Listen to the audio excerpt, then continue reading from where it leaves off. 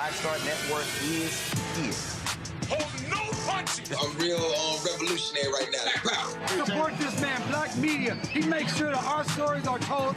Thank you for being the voice of Black America, Roland. Stay black. I love y'all. All momentum we have now, we have to keep this going. The video looks phenomenal. See, there's a difference between Black Star Network and Black-owned media and something like CNN. You can't be Black-owned media and be scared. It's time to be smart. Bring your eyeballs home. You dig?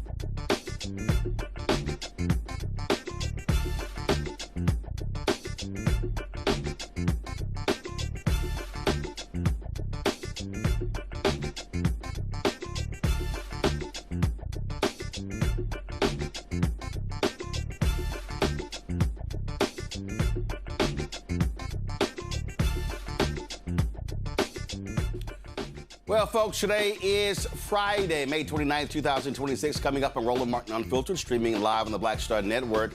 The Republican war on Black America continues in Louisiana.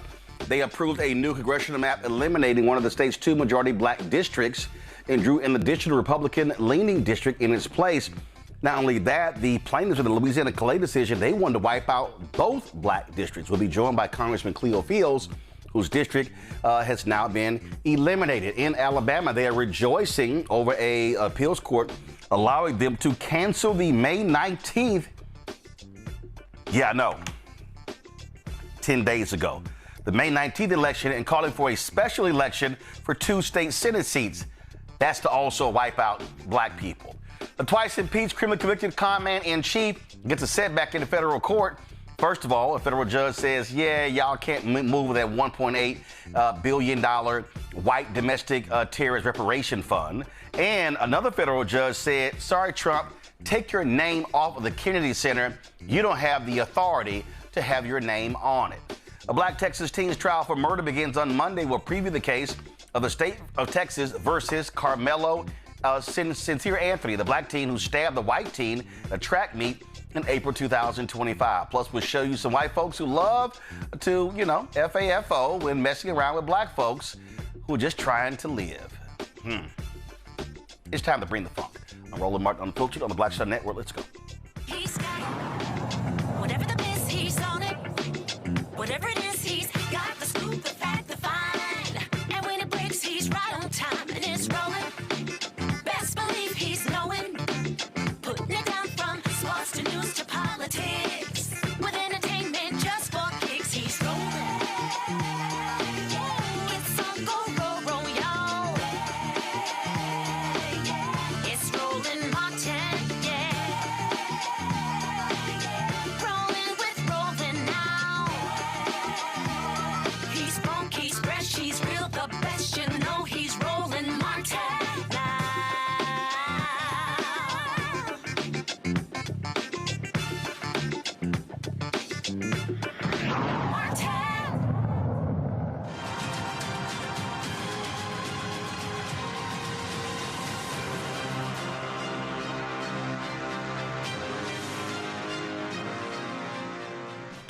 Well, folks, Louisiana did exactly what the Supreme Court allowed them to do, wiping out a majority black congressional district. You know, the same one they were ordered to draw after they have for decades discriminated against black people. It was, of course, it was now 5-1. It will give Republicans a 5-1 edge in the state, in the U.S. House, eliminating that district. It heads to Governor Jeff Landry for a signature, and of course, that MAGA governor is going to sign it. Now, the New Orleans-based district, represented by Congressman Troy Carter, will keep its black majority, though it will stretch into parts of Baton Rouge. The Baton Rouge-based district, held by Congressman Cleo Fields, will be dissolved, with its voters redistributed into other districts, particularly into predominantly white areas in the Baton Rouge suburbs in southern Louisiana. The new map will shift Louisiana's delegation from 4-2 Republican to 5-1 Republican. Joining us right now is Congressman Cleo Fields. Glad to have you here. What's crazy, Congressman, is that the plaintiffs, all this is because of the Louisiana versus Calais decision. And the plaintiffs in the Calais decision, they're so, frankly, racist. They did not just want to wipe out your seat. They were clamoring to wipe out the seat of Congressman Troy Carter as well. Yeah, but first of all, thanks for having me, Roland. And you're absolutely right. I mean, the Calais plaintiffs, they have decided, they haven't yet, but they are talking about and threatening to file another lawsuit saying that the map is still gerrymandered because of, Congressman Troy Carter's district. I think that's just absolutely nonsense. And people in Louisiana and people all across the country need to fight back. I mean, people need to, if you're not registered to vote, then you really should be. And if you don't vote and you're registered, then you should vote. I mean, and people all across the country just need to take these signals seriously and actually take this time to register to vote and also participate. Because, this 33% black population in Louisiana is not going anywhere but to the voting polls. And we're encouraging people to get out, get registered, and get out and vote on Election Day. Well, to that particular point there, that is important. And we've been saying that for quite some time, on this show. And what you have here is, and again, it's all nonsensical. On one hand, you've got these Republicans who were defending the map in court, saying no, race wasn't part of the consideration. And then when the Calais case was filed, they were like, oh, let's now switch sides. And it's like, okay, now we're going to fight for that. Then the same Supreme Court, the exact same Supreme Court, ruled that it was discriminatory maps against black people and allowed for the second one to be created. Then they come back and now say, well, no, race can't be used, so we're going to wipe that out. Yeah, this is a signal that was sent by President Trump the day he took office, when he signed an executive order to do away with diversity, equity, and inclusion. It sent a dog whistle across the country that it was all right to be exclusive and not inclusive, that it was all right to discriminate. And then the Supreme Court, basically they followed through because, listen, Rowan, I was chairman of the committee when we created the second minority district in Louisiana. I was chairman of Senate and Governmental Affairs, and I knew we had to follow the jingles test because we had been down this road before, quite frankly. And the author of the bill, we made it very clear. I questioned him extensively. Why are you drawing the map the way you drew it? And because we drew maps that were much more compact. And he said, listen, I'm trying to protect the only female member of Congress from Louisiana. I'm trying to protect the Speaker of the House. I'm trying to protect the Majority Leader. Those political considerations were absolutely okay under the jingles test. And the Supreme Court just did not want to see it that way. The record is clear. The record is there. They just didn't read it. What, 6 of them didn't or didn't care. But, these are the same struggles we had when we were fighting Plessy v. Ferguson. And I tell people in Louisiana, listen, we've been down this road before. We've had battles like this before, and we can't retreat. We just got to get more engaged. And that's why I'm encouraging people, not only in Louisiana, but across the country, particularly the southern part of the country, to get more engaged and participate in this process, because these voters, they don't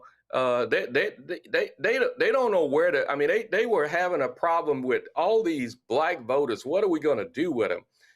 These voters are going to go to the polls and they're going to vote on Election Day. And no matter what district you put them in, their voice will be heard. And look, that was one of the issues that we raised. And we've had Garrett Chambers on here, and I have been saying that the problem that we're also seeing is that black votes in Louisiana are not voting their numbers. And the reality is, if black turnout was, and I've been using the 70% threshold, if black turnout was 70% of our capacity, we wipe people out. We win. We can dominate. But that cannot happen if black folks are turning out at 38, 40, 42, 45, 50%. And so I know that there are grassroots efforts in Louisiana to be on the ground, to put pressure, to get folks to register. What are you and others are doing? What is the state Democratic Party doing? What are nonpartisan groups doing?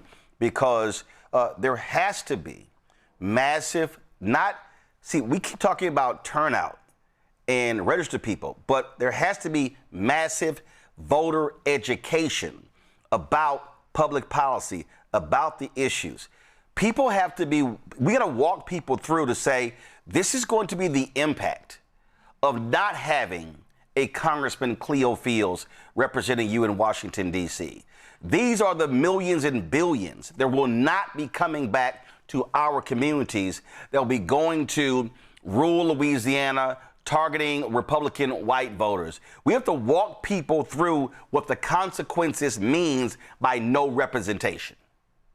Yeah, absolutely. Look, I've always said, voter registration without voter education, is almost a waste of time, because you got to give voters, you got to educate them and tell them why to get involved. I remember about 3 weeks ago, I had a town hall meeting in Shreveport, Louisiana, and that was a lady who stood up and she said, and that was after the district was declared unconstitutional by the court. And she said, Congressman, look, I'm done. I mean, my vote doesn't matter. They do what they want to do anyway. And I basically challenged her. I said, now, what are you, if you take that position, and what does that, and everybody else take that position, then they have won, we have lost. And then she changed her attitude and her focus, where she refocused her attention on, oh, yes, I do need to vote. I do need to be involved. Listen, we have to use, and look, in Louisiana, grassroots groups all over the state actually mobilizing voters. What I'm doing, I'm moving across the district to talk to voters, educate voters. People are aware of what's taking place in Louisiana. You mentioned Garrett Chambers. I mean, Garrett has been very engaged. And I think all of us collectively need to educate voters, tell them, this is going back pre-60s, I mean, people are changing lines because they can, and black voters don't have the protection of subsection 5 of the Voting Rights Act. Now they don't have the protection of subsection 2. And I really think that, we need to pass a law where states are not responsible. States are not, do not hold the threshold as to how you get in and register to vote, because southern states have made it very difficult for blacks in this country to even register to vote. And I just think there's a lot of education taking place. When you lose a member of Congress, there are rural communities in Louisiana that I've helped get money appropriated for their water systems. They've never had a member of Congress to actually show up at a town hall meeting and talk to them, and then go to Washington and talk about them and get them federal appropriations. So people realize the impact this decision will have on Louisiana. But it won't stop here. I mean, you mentioned the state of Alabama moving on state legislative seats. Look, the next test is going to be state legislative seats all across this country, and then city council and school boards. And we just can't just sit idly by and just let it happen. And as a part of that, you talked about that particular town hall. What I've also said to people is what should be happening. And this is what I'm talking about is Louisiana, is Texas, is Mississippi, is Florida, is Alabama, is Tennessee, is North Carolina, is South Carolina, it's Georgia, it's Arkansas. What should be happening between now and Election Day, every single week, in every single one of those states, in every single one of these cities, there should be a citizenship education meeting, town hall discussion. And I'm talking about, and what I've been saying, Congressman, is we don't need one group or one church bearing the burden of doing it every single week. What I'm saying is every single week in Baton Rouge, it should be this week, it's going to be this church. The next week, this community group. The next week, the Alphas are doing it. The next week, the Omegas are doing it. The next week, the Deltas are doing it. The next week, Prince Hall Mason is doing it. The next week, the Eastern Star is doing it. The next week, the Links are doing it. And the word goes out, and if you miss it, and what I've also been saying, we need to make sure it's also being live streamed because, and when I also tell folk, I don't care if 10 people show up. I don't care if 20 show up. We have to have that, and we've got to be walking people through saying, let me explain to y'all, this is what the district now looks like. This is what's going to happen if they are in control. If these are the public policy that's going to be impacted. Right now, the Republicans have a razor-thin margin in the House. That one seat in Louisiana could make the difference between whether you have a Speaker Hakeem Jeffries or you have Speaker Mike Johnson. And then, because it happened in North Carolina. And so that's what this has to be about. It has to be that type of action, which we saw during the Civil Rights Movement or the Black Freedom Movement, where it was constant. And so it can't just be, well, let's just send some tweets out, put it on TikTok, put it on Instagram, and hope folks show up. Nah, it's got to be hardcore grind every week. No, I agree with you, and you couldn't have said it better. I mean, it has to be, and it has to be all inclusive. You know, I think the Divine Nine, they need to, and they have been here in Louisiana, and I suspect other states as well. They have been engaged. I really think people in Louisiana are more engaged now than they have been since, and I'll be honest with you, since David Duke. I mean, when David Duke ran for governor, I mean, Black people in Louisiana just really showed up. They really registered. They really went out to vote because they saw it firsthand. No, we cannot go back to those days. And the Greeks and the fraternities and the churches, the sororities and the churches and nonprofit groups, I mean, groups all over Louisiana actually got engaged. And I think, that is happening now. And I can't overemphasize, what you just said. I mean, everybody has to play a role in this. During the civil rights fights back in the day, Dr. King was like the icon of it. Jesse Jackson was like an icon of it. All of these civil rights leaders were icons, but it took a whole group, the masses had to make John Lewis, when he walked across that bridge and had his brains almost beaten out, it was a whole movement. And I think, people sense the need for that movement today. And I really appreciate what you said. And I think that movement is coming together right now as we speak. Last question for you. You have a decision to make. Are you going to run for re-election in one of these seats? I'll be honest with you. Go ahead. Yeah, I am seriously considering it. I'm going to meet with folk, in the next week, and we're going to make our decision, and our decision will be made public within the next 2 weeks. I'll put my 2 cents in here. The reason I believe that you should run is because I believe, giving them a clear path is capitulation. And I think whoever, if you choose to run and you run against them, they have to answer for this. They have to answer on the record, will you stand up for civil rights? That Republican has to answer, will you stand up for voting rights? And every single question has to be put to them, and then be able to go back to Black voters and say, see, this is the person who is going to be representing you if you don't turn out to vote. And so to me, that's what has to happen. Yeah, well, I appreciate it, and all of that is being under serious consideration. And as usual, Roland, thank you so much for keeping the issues that affect Black people across this nation in the forefront. I certainly appreciate it. Congressman Cleo Fields, thanks a bunch. Thank you. Bye. Go to my iPad, folks. This happened in Alabama. Now, this is what is insane. I'm talking about absolutely insane. There was a primary in Alabama on May 19th. I need y'all to hear what I'm saying. There was a primary on May 19th. People already voted. Well, Alabama is now celebrating the 11th Circuit Court of Appeals that said that Alabama can use the 2021 Alabama drawn state Senate map and not the maps drawn by the federal court. And so here you have the governor, Republican governor, MAGA governor, saying Alabama continues winning fair and square in our redistricting battle, and I'm proud to celebrate yet another victory for Alabamians in our elections. In this case, we're talking about Alabamians in the state Senate districts 25 and 26. So she's calling for this special primary election for Tuesday, August 11th. Says there will be no runoff election. The general election will occur as planned with all other races on Tuesday, November 3rd. Now, here's what's crazy. The bottom right here. Now that the governor has called a special primary election, the May 19th primary election results for State Senate District 25 and 26 are now void.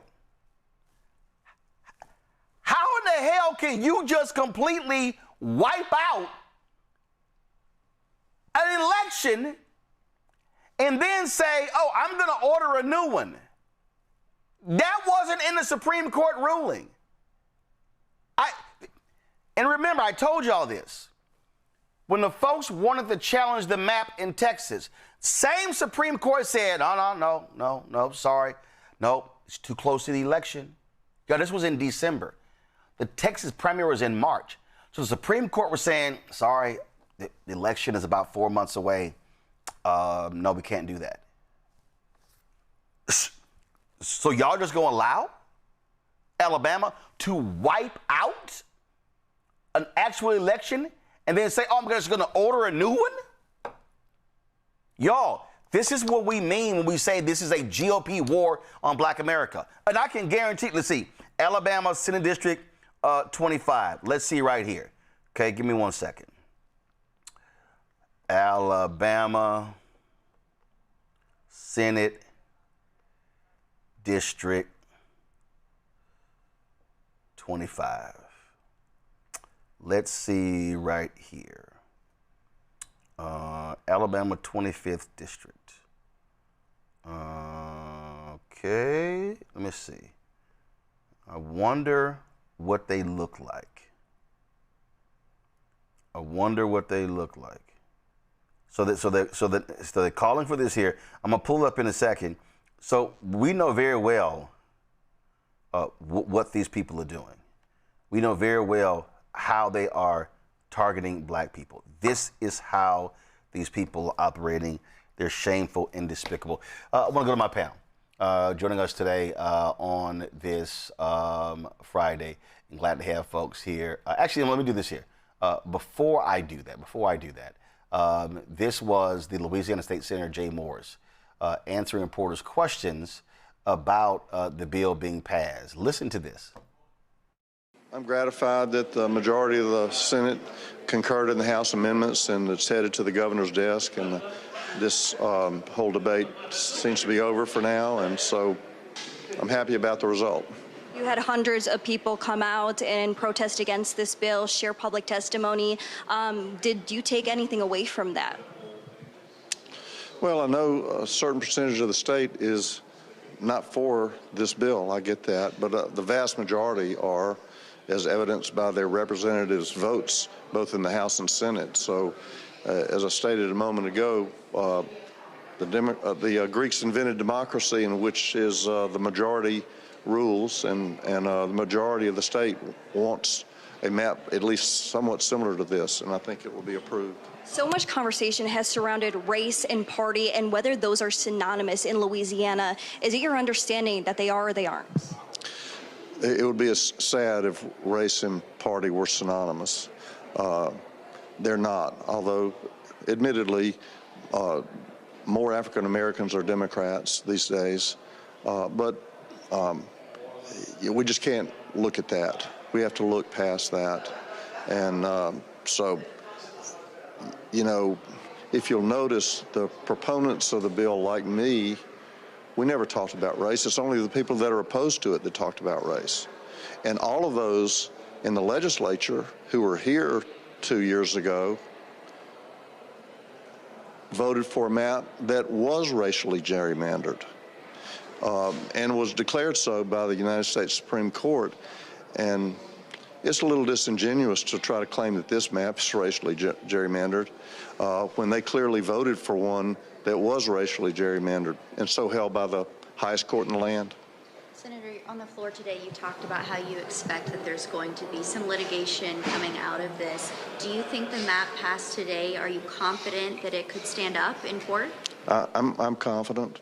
I mean, you know, you can always be wrong. You never know exactly what a court's going to do. But the Supreme Court, in the language of the Calais decision, gave tacit approval to the 2022 maps that this map is based on. So considering that, I can't believe that they would, the courts would ultimately rule this map is unconstitutional. We didn't consider race. Lying. Michael Imhotep hosts African History Network show out of Detroit. Thelma Anderson, creator of the Public Opinion Court, author of Shut Up and Prosecute, out of Dallas. Matt Manning, civil rights attorney out of Corpus Christi, and he's now an adult because he's now 40. All right, let's get to Thelma, straight as line. I mean, these white Republicans, we know the game. We know what they're doing, and we know how they're playing the game. It is based upon race. The data also shows in Louisiana that it doesn't matter even if you got a black Democrat running, white folks ain't voting for them. And so race is all a part of this. In Louisiana, in Alabama, in Mississippi, we can go all across the South. When you talk about party and you talk about race, they are tied. White folks are Republican. Black folks are Democrat. Republicans are anti-black, period. You're absolutely right, Roland. And listening to him make this foolish speech as if you are not supposed to be in a position to empower the individuals who have empowered you to represent them. If you have hundreds of residents in your state coming to protest the racial tone of these maps, and you sit back and say, oh, majority of the state did not agree with you. You sat back, you and your homeboys, your red hat homeboys, and decided that this was best fit for your agenda, not the agenda of the people, because we know even in Washington, you don't care about the people that even look like you. You care about the people that follow you, follow what you want, follow what bills you need to be passed so that y'all can enrich yourselves, so that y'all can keep each other out of prison for the fraud that y'all commit on a day-to-day basis. So they can miss me with the, oh, this is what everybody want. No, everybody didn't want that. Y'all are bringing us back when we are trying to move forward because you are afraid of the power of the black person. You are afraid that, oh, we equip these Negroes now, they are unstoppable. We got to stop them. That is the tone that they set with this map. The map's going from 4-2 to 5-1. How the hell is that not racist? It makes no sense.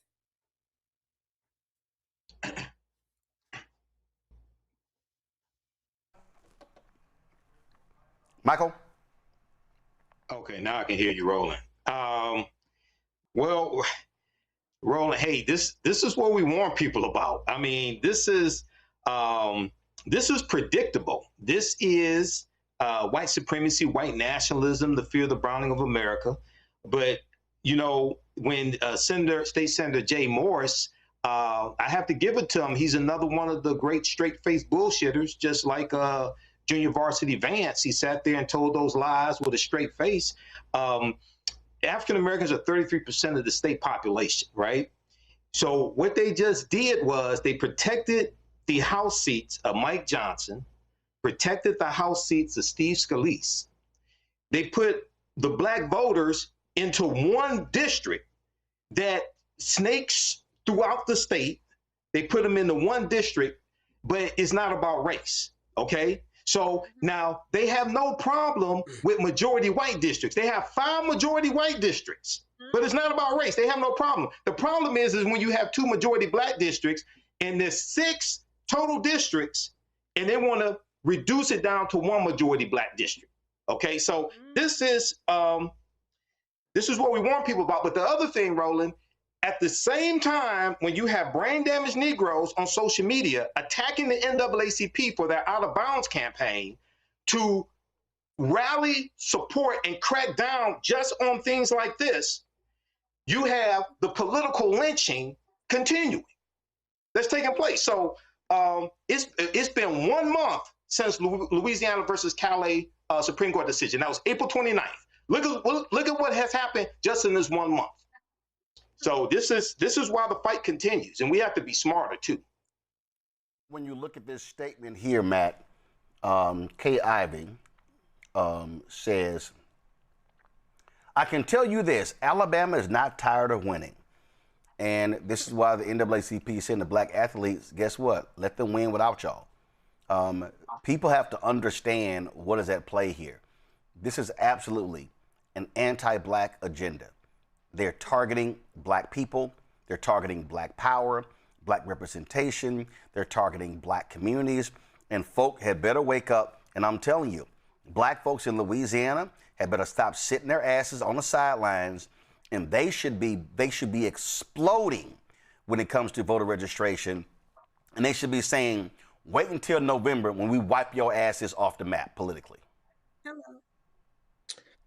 I agree fully. And I think, you hit the nail on the head with something earlier when you said white is Republican, black is Democrat. They know that. And, there's a mental state in criminal law that I think is perfectly appropriate here. It's called knowingly. That means you do something when you know the consequence of it is going to be here to disenfranchise black voters, right? But you try to ensure this is just a whole decision. And the Supreme Court gave him the fodder to do that in saying that unless it's basically intentional discrimination, you're not going to get there. But the subterfuge with that is we all know exactly what it is. We know how those parties align alongside race. So this is exactly like Michael said. This is, the frustration with black district, and you got 5 all-white districts, and you're completely fine with that. It's all about race. We're just finding way around that because people don't want to just out and out say they're racist despite acting racist. I mean, that's all it comes down to.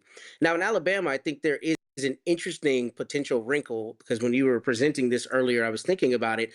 I wonder if there's going to be almost some infighting or some cannibalization, if you will, because whoever won in that election is going to say, look, you don't get to take my duly, won seat from me. And I think that could potentially affect even white people who were voted into the Alabama legislature, Alabama Senate. And you may have some infighting there, but I don't know if that will be big enough to turn the tide on anything. But as a general proposition, that's a crazy idea. We have an election, somebody wins, and then we decide we want to undo it because we like the political consequence of going with a different map. I mean, that's just per se anti-democratic. And I don't understand why I didn't just put a stay on it, because if you don't stay it, you have this exact scenario where you have an election that's being upended by the government and that, or, by the prevailing government here in Alabama. And I think that is an even more dangerous harbinger for the idea that the government can just undo election results when it decides that it wants to. What's the point of democracy then?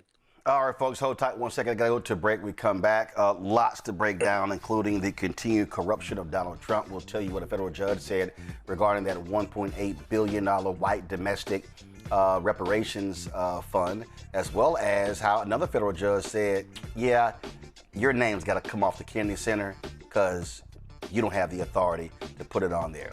All that we're going to talk about right here, Roland Martin Unfiltered on the Black Star Network. With medicine and science under attack, I want to keep you and your family informed and healthy.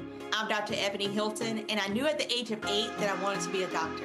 So I studied hard and became the first African-American female anesthesiologist hired at the Medical University of South Carolina since its opening in 1824. And I always say I was made into a doctor, but I was born to be a mom. And as a new mom, wife, sister, daughter, and friend, I understand how frightening a medical crisis can be. I care for individuals on some of the worst days of their lives, and it's my mission to provide you with a safe space to gain clarity on issues affecting your mind, body, and soul. I recognize that there are health disparities, particularly as it pertains to race, and I want to help bridge the gap between you and your healthcare providers. Join me every Thursday for Second Opinion on the Black Star Network, where each week I'll invite experts from various medical fields to share the latest health news. We'll discuss topics such as the vaccine debate, mental and sexual health, medical bias, infertility, menopause, andropause, nutrition, and aging. Together with my medical colleagues, we aim to provide you with a second opinion. Don't miss it, Thursdays only on the Black Star Network. All right, folks, let me tell you about Chapter. Now, if you're on Medicare or about to be, the system is not set up to work for you. Too much fine print, too many plans, and too many people making money off of your confusion. And look, we're used to this. We're no strangers to systems that don't have our best interests at heart. But we don't have to accept it when it comes to Medicare. That's why I'm telling you about Chapter. Their advisors are independent and honest. In fact, they're the only Medicare advisors that compare every plan nationwide.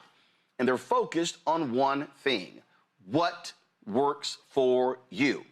If there's a better plan out there, they'll find it. If you're already in the right one, they'll tell you that too. There are no games. Just last year, people who switched with Chapter saved an average of $1,100. It's 20 minutes and a real person. It's completely free. My parents actually have already called. My mom sent me a text. Folks, give Chapter a call at 724-264-8281, 724-264-8281, and connect with someone you can trust. Folks, these are the kind of services that we need for our audience here at Roland Martin Unfiltered and the Black Star Network. So call Chapter right now, 724-264-8281. Hey, I'm Malcolm Lee, and you're watching the Black Star Network.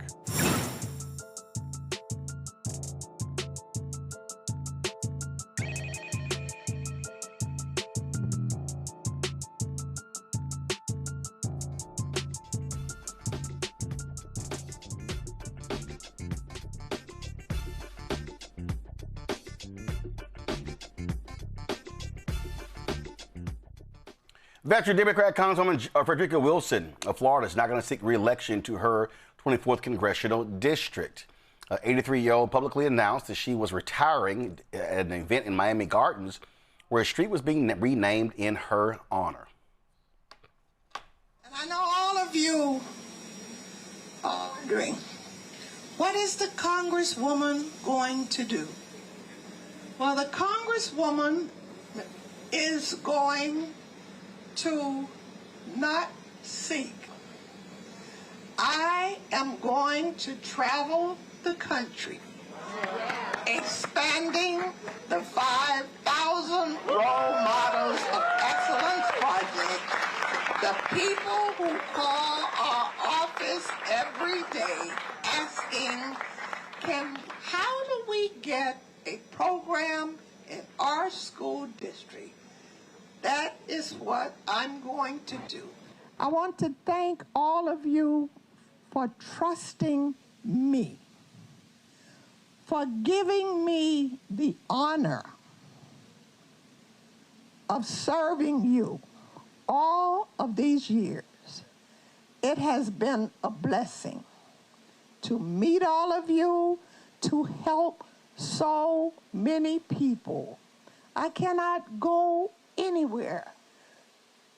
The grocery store, downtown, the mall, people. Thank you, Congresswoman Wilson, for helping my son.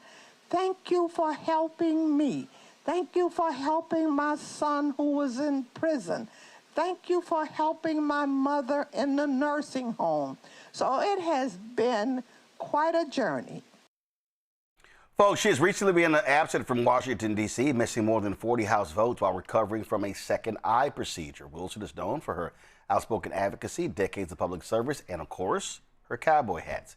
She's represented Florida's 24th congressional district since 2010.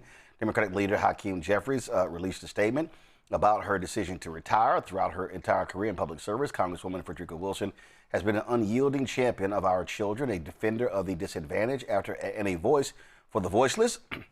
Representative Wilson's deep roots serving the community began as an educator and elementary school principal, eventually earning a position on the school board and later in the Florida State House and Senate. During her tenure on the school board, Frederica launched the 5,000 Role Models of Excellence Project, a nationally recognized example of incredible community leadership dedicated to empowering young men through mentorship, purpose, and pathways to future opportunity. 30 years after its founding, the 5,000 Role Models family counts mayors, professional athletes, and entrepreneurs within its ranks. I'm proud to be a role model and to have had the opportunity to support this transformative program over the years. For more than a decade in the United States House of Representatives, Frederica Wilson has been a relentless advocate for our young people, fighting to increase economic growth, create jobs, and lower costs for working families. Congresswoman Wilson forced our government to confront and begin to address the unique racial inequities persistent across our communities through her landmark bipartisan legislation to create the Commission on the Social Status of Black Men and Boys. The House Democratic Caucus will deeply miss Representative Wilson and her iconic hats. More than just her signature style, they represent her many roles throughout a lifetime of service. We are forever indebted to her for her tenacity, and we wish her and her family the very best in this next chapter. Now, here's the thing here, folks. She made this decision to retire, and she also said that the reason she chose to do so after the maps were passed in Florida is because she did not want Governor Ron DeSantis targeting her. So she said she was very strategic when it came to announcing her decision. Michael, I'll start with you. These are the kind of decisions that should have been taking place for quite some time for other people. The reality is, if you look at the last several members of Congress that have died in office, most of them have been Democrats. Folks like Jerry Connolly, Garcia. You also, of course, you had State Representative Sylvester Turner. Before that, Sheila Jackson Lee, David Scott. My deal is this here. If you're elderly, if you are constantly sick, it's time to go. You serve your time. It made no sense to me. Look, David Scott, frat brother, but I'm like, bruh, why did you file for re-election? And then he dies before the primary. And so I'm glad that Congresswoman Frederica Wilson said, listen, I served my 10 years. I've served time. It's time for me to step down, 83 years old, having health issues. And then, listen, you can live the rest of your life. You can still stay involved in public service, but you don't have to be. Public office does not mean public service. Right, and public office is not a lifetime appointment like the U.S. Supreme Court or the federal bench either. Now, let me frame this conversation like this, okay? I appreciate those who are lifetime servants, lifetime public servants. Okay, I appreciate that. Sometimes, and this may not apply to Representative Frederica Wilson, but just generally speaking, sometimes when you have somebody that's a lifetime public servant, and they care about the people, it's hard for them to step away from that position. Okay, and then other times you have those whose identity is defined by that position as well, and it's ego-driven. Okay, here, you know. I'm glad she made this decision, and she's 83, and I'm not into ageism, but hey, when it's time to hang it up, it's time to hang it up, and you can still stay active in other ways. But I respect her for, making this decision, and there's a lot of old ass Republicans that need to make the same decision also. So I know we've had recent deaths among Democrats, but hey, it's on both sides. Yeah. Okay. Yeah, absolutely. But I agree with this, and I respect her for this also. Absolutely. And Thelma, again, it's about continuity. You're representing the people. It's not about you. It's about the people you represent. No, absolutely. I agree with what both of you have said. And I think people forget that your purpose has an expiration date. It's not meant for you to stay lifelong in a purpose for it to be fulfilled. And what I appreciate about Representative Wilson is the fact that she showed Joe Biden what he should have done. And my issue with these elected officials, when you know that you are sick, when you know that you cannot perform the duties of what the people voted you in to go and fight for them and be their voice, it's time for you to wrap it up. You stand there for an agenda of yourself. It becomes self-serving and not selfless.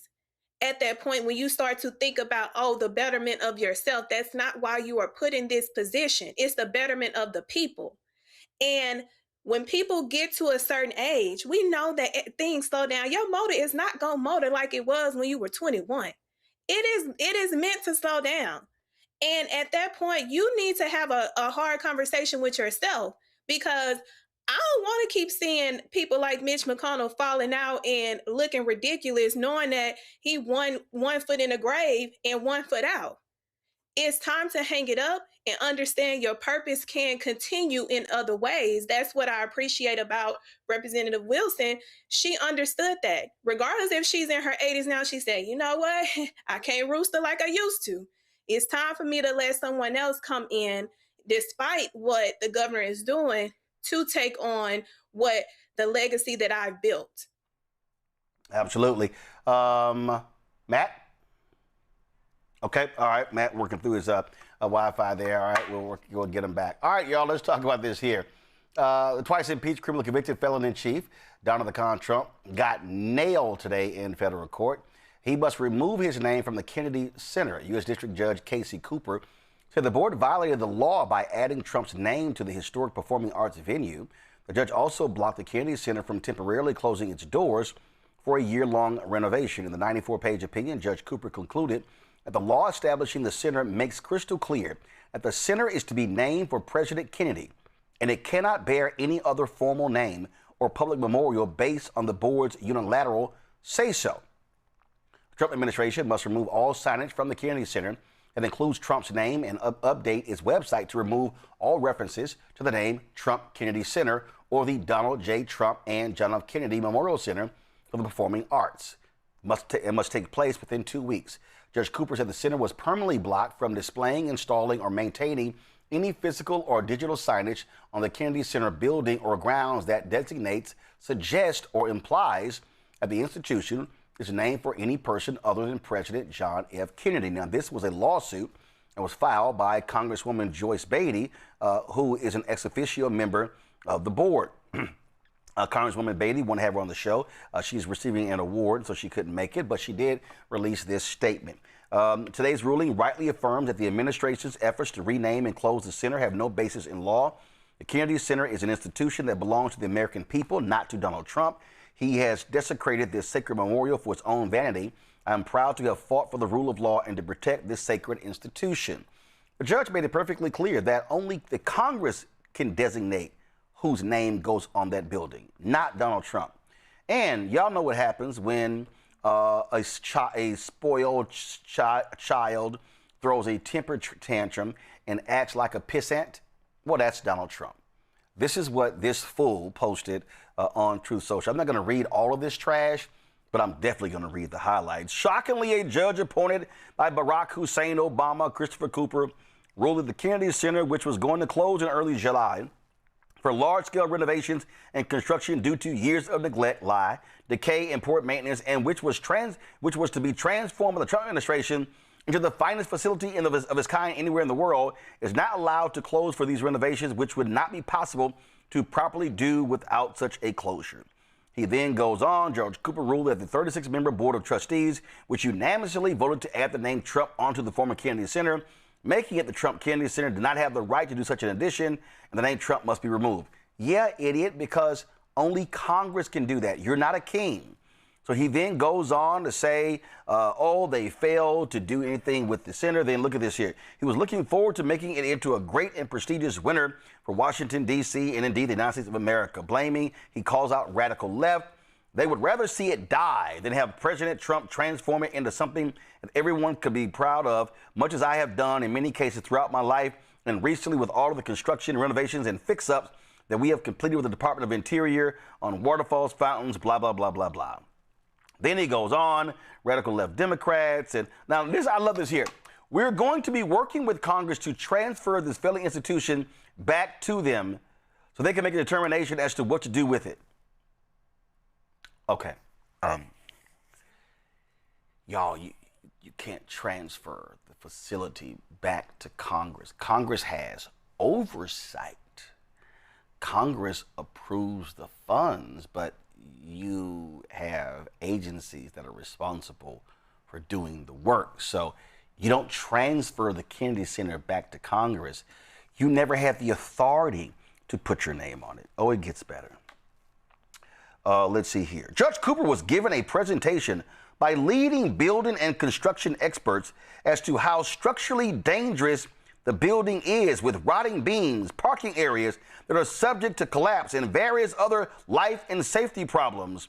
In addition to the fact that it also needs a major renovation from an aesthetic standpoint, but he was not swayed, and he said he wants the building to incredibly remain open and therefore dangerous. Y'all, you know, okay, let me help y'all out. You can do repairs to the Kennedy Center. You just gotta take your punk ass name off. And that's why he's mad. Because his punk ass name gotta come off. Oh, y'all, it gets better. Here we go. Unless I am free to do what I do better than anyone else, bring this institution back physically, financially, and artistically, I have no interest in continuing what could only be a hopeless journey into Never Never Land. So what the 80-year-old obese child is saying, I can't get my way. And if I'm not going to get my way, I'm going home. I'm taking my toys with me.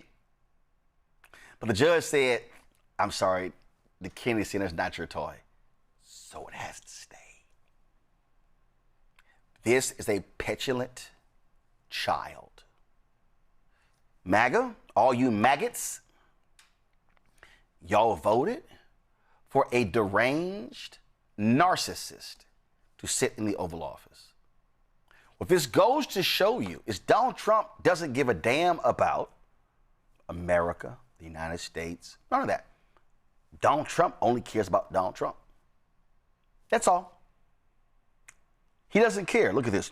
I have instructed the Department of Commerce to make all necessary arrangements with Congress to allow a full and complete transfer of this institution, giving them the responsibility for its operation, maintenance, and management.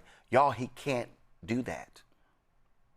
See, let me explain to y'all how this thing works. A little thing called the Constitution. Anything that deals with money, any bill or whatever, it has to start in the House. Can't start in the Senate. It literally has to start in the House.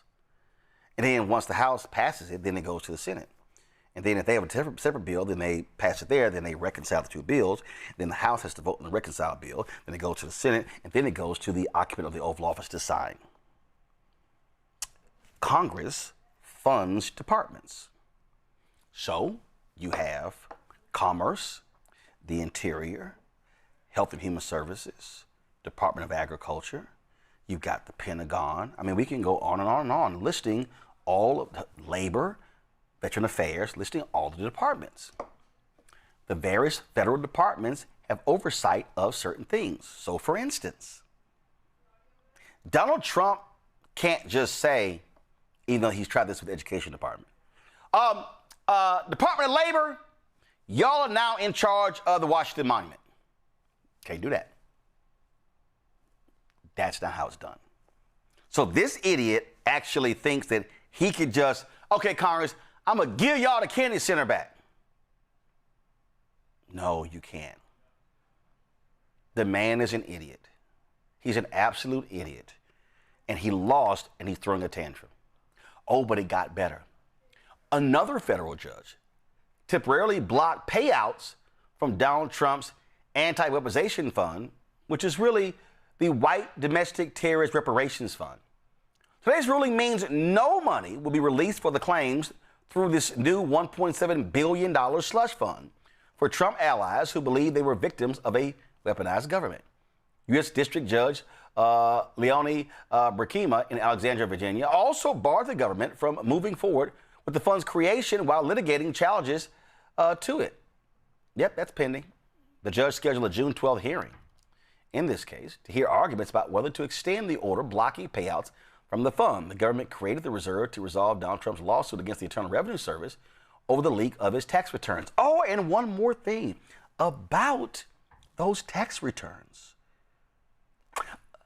You know the judge that was overseeing the lawsuit? And you know that judge has said, you know what? I'm going to reopen the case because there might be deception involved. Ooh, y'all, my man hit the hat trick today. Donald Trump hit the hat trick. The judge said, yeah, I got some problems. I got some problems with what y'all have done. So, yeah, because you know what they did? They pulled the suit so the judge couldn't have oversight, and then they cut the deal for this settlement. And y'all, they thought they were trying to do a get over. They were like, listen, what we're going to do is we're going to do this settlement, and then Todd Blanche, Trump's former personal attorney. So Todd, what I need you to do is you're going to go ahead and sign off on this thing. And see, when you sign off on this thing, we're going to have the authority to create this fund. And so then I'm going to hand out checks to all my white domestic terrorists who got busted. And so that's how we're going to do it. That's the play. We're going to run the play. All right, hut. Well, guess what? This judge in Miami said, I don't know. Her name is Kathleen Williams. Go to my iPad. She said, you know what? I need to investigate grievous allegations that the deal, quote, was premised on deception. New York Times writes Judge Williams' decision came in response to court papers filed on Wednesday by a bipartisan group of 35 former federal judges who urged her to bring the case back to life and dig into the details of the agreement to settle it.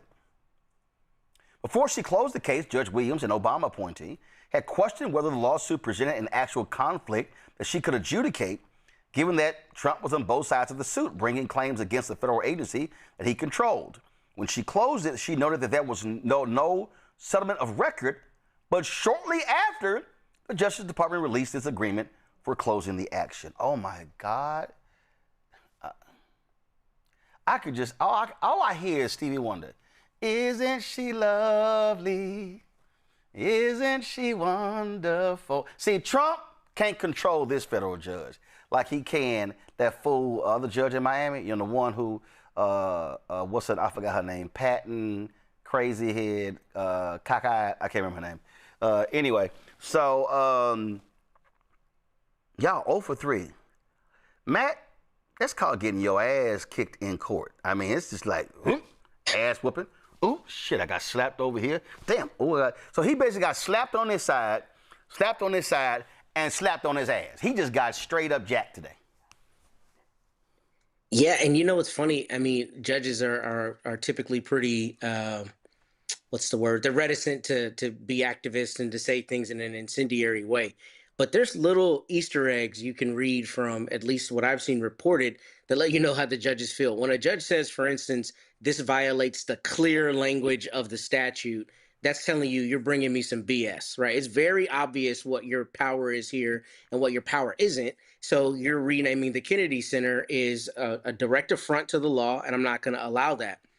And I think what's especially interesting with the Weaponization Fund is you have 35 former federal judges, a bipartisan group who filed the equivalent of an amici, type brief. But apparently they basically urged the court to look into the substance of the deal. And what's really interesting about this procedurally is normally when you dismiss a case in federal court, the judge doesn't really get to look at all the merits of why you're dismissing it. There's certain rules as to when they can dismiss it and when they can't. But the larger point is they're not always looking at settlements. But what happened here is the judge got tipped off by these other judges saying, yo, I think they lied to you about something. And it looks like she's doing an inquiry into whether there was a fraud on the court.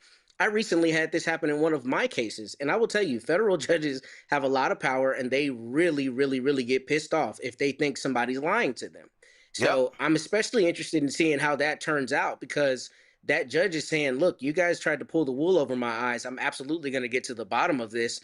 And just as a basic premise, I mean, you can't really have a lawsuit against yourself. That's what makes this so per se corrupt, right? It's self-dealing. And that's the crux of all of this. Trump's trying to pay himself with taxpayer money through this fund. But if you look at the procedure, they withdrew the complaint or the lawsuit once there were questions, being bandied about what was going on, and then they decided to come up with this settlement. So I think you're looking at potential actions from the court that could really implicate people, their law licenses, whether people were dishonest with the court, and there could be a much larger thing going on here than just whether this fund is set up or not.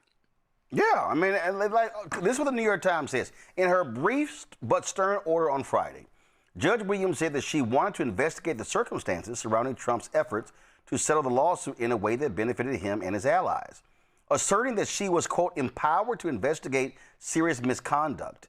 In a case before her, she ordered Trump's lawyers to tell her by June 12th whether the case should be formally reopened because, quote, the court was the victim of a fraud, and whether Trump had colluded with his own government to settle the case, quote, to avoid judicial scrutiny. She pointed to reporting by the New York Times that described how the IRS had prepared a 25-page memorandum outlining defenses against the suit that the Justice Department did not take up in court. Thelma, Matt's right. Federal judges have lots of power. And we already know how Trump has been busted for lying to federal judges. And so they're now going to have to bring in paperwork saying, yeah, my bad. When was this dated? Yeah, this thing was dated. Oh, and don't start trying to change the paperwork. So what she's saying is, I need to see all that correspondence. I need to see those emails. I need to see all those memos because I want to know, did y'all draw up this agreement before I close the case? Meaning, y'all were playing in my face. And playing in her face, they was doing. And here's the thing that I said this when Trump became president. I said, not only are we going to have a melting pot of every industry, specifically the legal industry, we're going to see exactly the corruption that goes on within the legal profession. And this is nothing but it being put on display. When a judge says, y'all came in my court and had the audacity to use the black letter law to try to persuade me when y'all already knew the plan and the plot before you came in here and you deceived me. But see, your deception is now my detection. And now we finna roll this back because I want to see everything because now I'm finna check the metadata. And when they start checking that metadata is going to track the dates. And those dates don't lie, but they did. And they're going to get caught up in it. And guess what? It's going to cause those lawyers to have disciplinary problems. They could be disbarred because when a federal judge say you lying, they're definitely going to report you to the bar. And the way that they report it is not like none other. It's going to be in a way that the board has no other option but to suspend or disbar you because you allow a convicted felon to dictate your ethics that you swore under to come into my courtroom.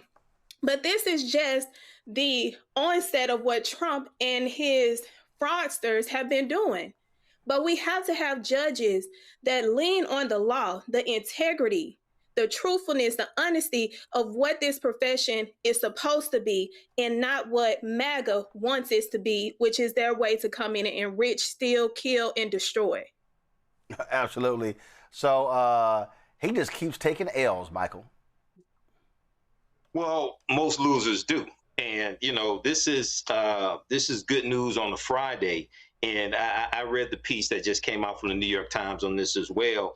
And Judge Kathleen Williams noted that when she closed the case, when the case closed previously, that there was no settlement of record.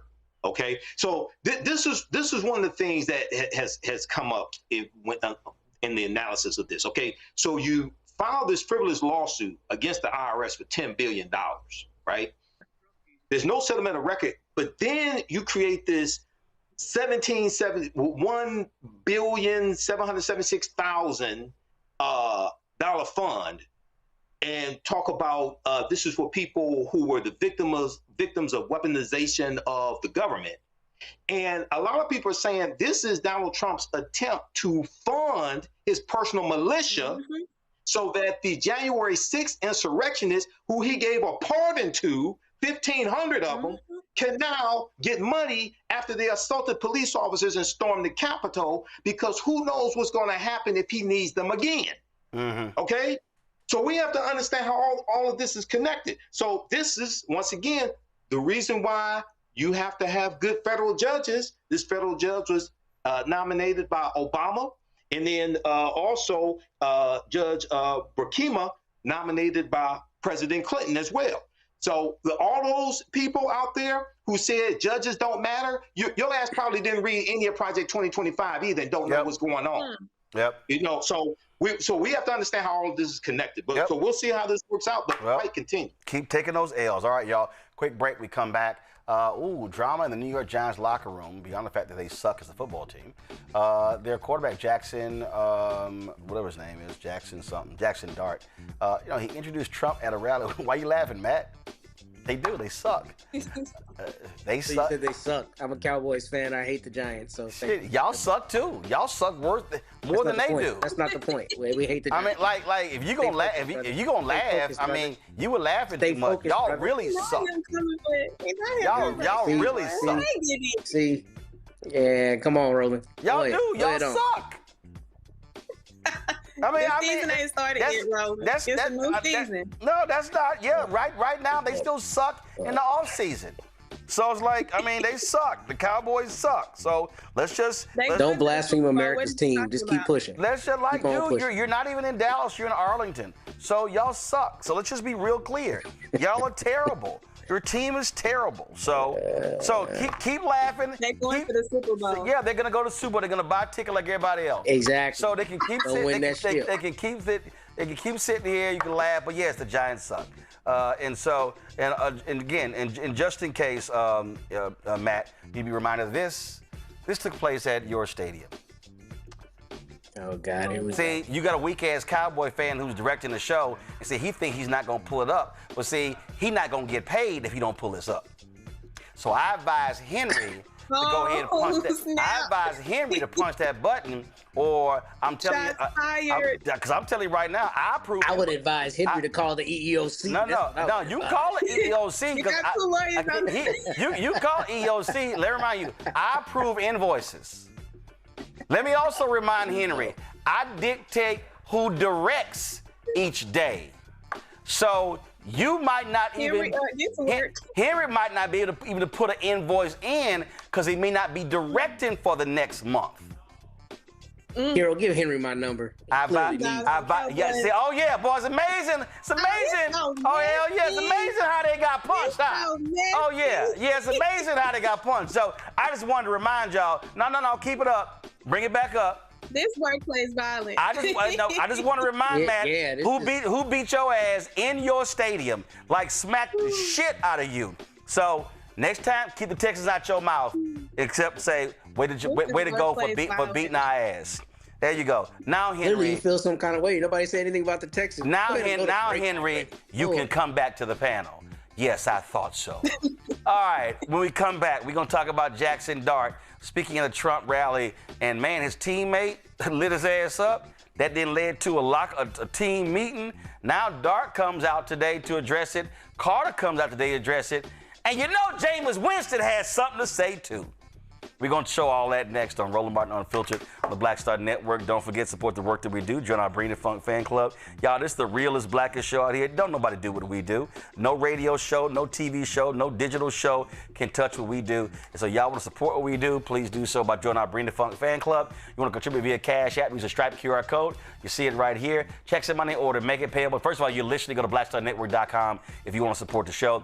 Checks and money order, make it payable to Roland Martin Unfiltered, P.O. Box 57196, Washington, D.C., 2003 7-0196. PayPal's R. Martin Unfiltered, Venmo's RM Unfiltered, Zelle, Roland at RolandSMartin.com, Roland at RolandMartinUnfiltered.com. We'll be right back.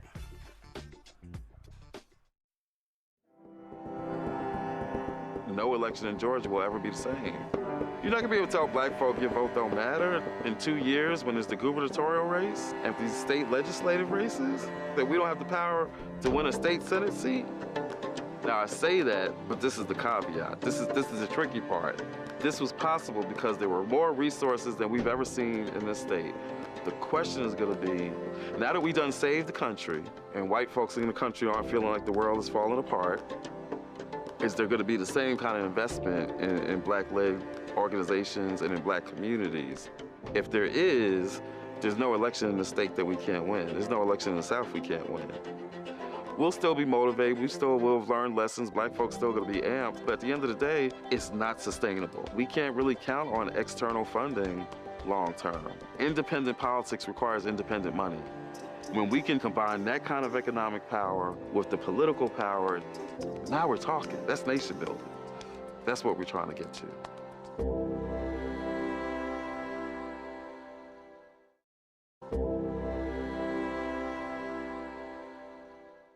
All right, folks, let me tell you about Chapter. Now, if you're on Medicare or about to be, the system is not set up to work for you. Too much fine print, too many plans, and too many people making money off of your confusion. And look, we're used to this. We're no strangers to systems that don't have our best interests at heart. But we don't have to accept it when it comes to Medicare. That's why I'm telling you about Chapter. Their advisors are independent and honest. In fact, they're the only Medicare advisors that compare every plan nationwide. And they're focused on one thing: what works for you. If there's a better plan out there, they'll find it. If you're already in the right one, they'll tell you that too. There are no games. Just last year, people who switched with Chapter saved an average of $1,100. It's 20 minutes and a real person. It's completely free. My parents actually have already called. My mom sent me a text. Folks, give Chapter a call at 724-264-8281, 724-264-8281, and connect with someone you can trust. Folks, these are the kind of services that we need for our audience here at Roland Martin Unfiltered and the Black Star Network. So call Chapter right now, 724-264-8281.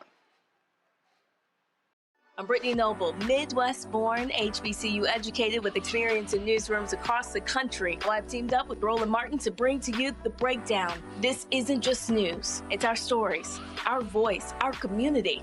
Join me for The Breakdown, Monday through Friday at midday, only on the Black Star Network. How you doing?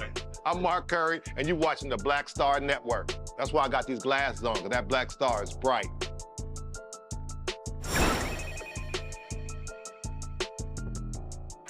All right, y'all, a week ago, this took place. Trump had a rally in New York, and so they had Jackson Dart, the starting quarterback for the New York Giants, introduce him. Well, let's just say that caused a stir. Linebacker for the Giants, Abdul Carter, he posted a tweet. He said, what the hell is this? Is this AI? And man, that led to all kinds of drama. Well, today, Jackson Dart came out and addressed at a news conference. Here's some of what the white quarterback had to say. My thinking was pretty simple in the fact of, I've always loved this country. I have extended family members who have fought in wars. I have two uncles who have retired from the Air Force Academy and served themselves. I even have Okay, so he said a whole bunch of stuff. So, I support the country, it's like I support the office, blah, blah, and all that sort of stuff like that. And conservative media, they've been losing their mind. They're upset because they're mad that Abdul Carter, who's Muslim, made his comments saying, is this AI? And I'm like, yo. And so Carter let them know. And so again, they had this big old meeting in the locker room, and they were talking about it. And Carter, he also before the cameras, he made it clear like, yo, I ain't gonna be talking about this a whole lot. This is the only time I'm gonna address this thing. So this is what he had to say. So first off, I want to say that some things are bigger than football, and this is one of those things. Jackson is one of our leaders. He's the face of our franchise. He not only represents himself and what he does, but he represents all of us. And that goes for anybody who wears a Giants uniform. But if he chooses to align himself with a man like President Trump, it's my responsibility, based on what I believe and what I stand on, to not only show my teammates that I'm against that, but to show the world. And that doesn't mean that we have to spread hate. It doesn't mean that me and Jackson hate each other or we have beef. I sit next to Jackson every day. Every team meeting, we close, we talk. We just, as long as we make sure we got the same goal as a team and our goals align, which they do, and I feel like that's all that matters. So I just want to move past this, and yeah, that's it. That shit, bro. So there was a lot of discussion, a lot of back and forth, and of course, conservative media, they jumped in there. They were all upset. Well, what if somebody introduced, Obama? What happened when LeBron and Steph did it? Whatever. But leave it up to New York Giants backup quarterback Jameis Winston to bring some much needed perspective to this. This brother here is going to be incredible when his playing days are over. Matter of fact, he should get as big a deal as the one Tom Brady got from Fox, that 10-year, $375 million contract. Listen to this. I'm about to show you how you turn uncomfortable into a growing moment. I'm from a city, Birmingham, Alabama, where they blew up a church with 4 little girls, and their parents and family had to go around picking up their limbs in the Deep South. Picking up their limbs, 4 little girls. I'm from a city where a little 9-year-old girl who decided to march got put in jail for volunteering her right of free speech, for standing on what she believes in. That's history. And I believe history repeats itself. But I also believe in respecting authority, respecting treating the man and the woman as I would like to be treated.